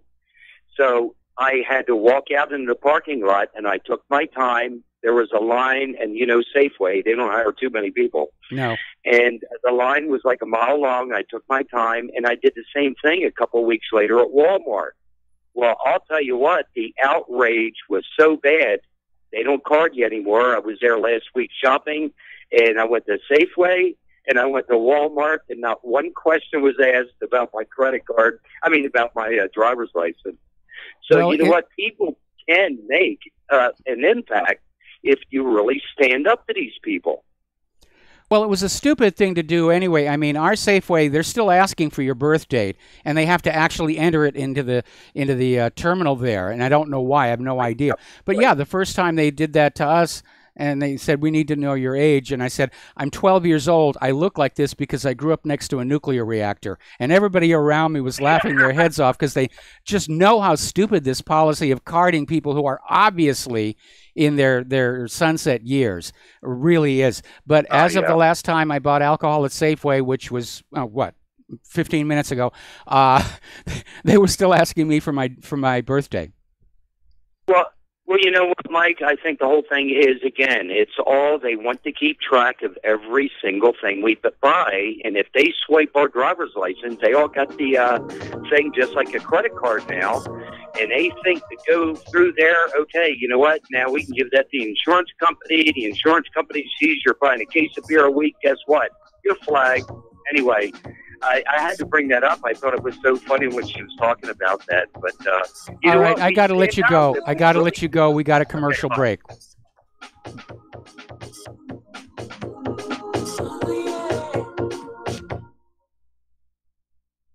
Homeowners, are you in foreclosure, expecting to be served with a foreclosure lawsuit, or suspect your lender has coerced you into an illegal mortgage transaction? A huge number of mortgages made in the last 10 years have legal issues and are possibly defective. State laws and the U.S. Supreme Court have upheld that defective mortgage documents are grounds for foreclosure defense and for counterclaims in favor of the homeowner. If your mortgage has been sold or assigned since closing the loan, it may be defective and you may be paying the wrong party, and the lender may not have standing or the right to foreclose or collect payments under the law. If you would like to know if your mortgage is legal or not, or know if you are paying the right party, we can help. Our initial consultations are free of charge. We are not attorneys. We are legal researchers and work closely with experienced lawyers who know how to help you find the evidence to help you keep your home. Call toll-free 1-855-2-KEEP-IT. That's 1-855-2-KEEP-IT today. Without the right accessories, any guy can be off the mark. Whether you've invested thousands in your arsenal or you own a single trusted firearm, a visit to AROutfitting.com is in order. It's one of the finest online selections of tactical optics and AR parts and add-ons, like EOTech, quick target acquisition with no peripheral loss. Browse the full range of Nikon scopes and binoculars. AROutfitting.com can illuminate your world with Streamlight gun-mounted lights from keychain to large handhelds up to 1,100 lumens. Find some stability with Battenfield Tactical Bipods. AirOutfitting.com has CMMG gun parts, barrels, assemblies, handguards, part kits, and more. Plus mag-full clips and magazines. I know I've got you excited, so take a breath. Head to AirOutfitting.com. The site's super easy to navigate and features a ton of technical info, including links to manuals. We also welcome vendor and manufacturer inquiries. Remember, if you don't see it, we can get it at AirOutfitting.com. Hey, can we talk about something serious for a minute? Your age. Getting old has its perks. But remember, being a few years younger You know, your hair was thicker, you didn't have so many wrinkles, that extra weight wasn't haunting you, and you just felt better. Well, we can't turn back the clocks and go back 10 or 15 years, but you can start feeling and looking 10 or 15 years younger with Nature's Youth RSF. It's a doctor-formulated daily supplement that helps your body maintain its peak performance and fight the aging process. Imagine sleeping better, looking better, and feeling better. See how Nature's Youth RSF has helped thousands of people just like you at nature'syouth.com. nature'syouth.com. The holidays are coming. Imagine how it will feel when your family and friends are asking you what you did to look so good. Your secret will be Nature's Youth RSF. It's time to start looking better and feeling better. Learn more and order your Nature's Youth RSF at nature'syouth.com. That's nature'syouth.com. And feeling better. Learn more and order your was swept away. Did these remaining holes reveal what's really happened? And aloha, America. Welcome back to the show here. Last segment of our program today. Now, over at Davos and the World Economic Forum, scientists set up this mock Arctic base camp in an effort to educate world leaders about the threat of human-caused global warming. Little hard getting the message across because Davos has very frigid temperatures, and the mock Arctic base camp is buried under 6 feet of snow. So, global warming is not going along with that. Judge Napolitano is out there saying a brave member of Congress needs to step forward and read the FISA memo on the House floor. And how that has come on out. The memo that is out now, it's 100 pages long, and it came out in April of last year. So we're not talking about the 4-page memo that Congress is still screaming about. And at some point, this memo does need to come on out. Apparently, it summarizes what's in the larger memo. And in theory, because there's been more than a year's passed since, or almost a year's passed since that, there'll be new data in it. So we still haven't seen the memo. We've seen a memo, not the memo. Now, do you remember Pablo Escobar? Very, very wealthy drug smuggler. And apparently he was the one who was starting to design these new smuggling submarines. And originally they were just very low boats with snorkels, but apparently they've even found some now that can actually operate as a real submarine. They've got ballast tanks. You know, they can't go very, very deep, but they can definitely completely submerge, and that makes them invisible to radar.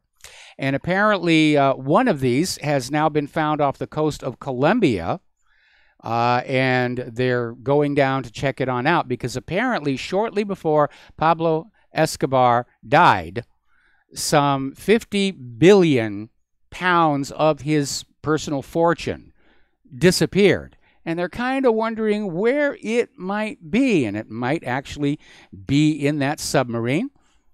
And that would be a pleasant thing to find. It's the world's biggest lottery.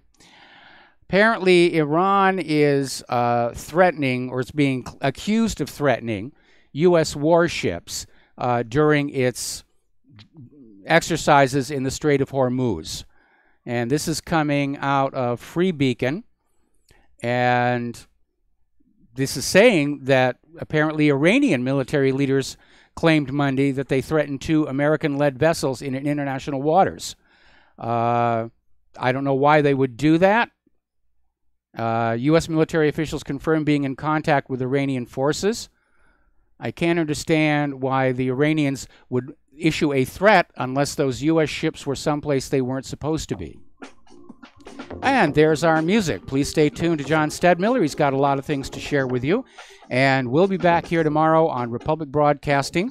Please take what you learn here, share it with everybody. Keep that issue over the FISA memo alive on all your social media, your email, and everywhere. We haven't seen the final memo, just one from a year ago. Who knows what else is out there? So we'll be back tomorrow. Aloha, America.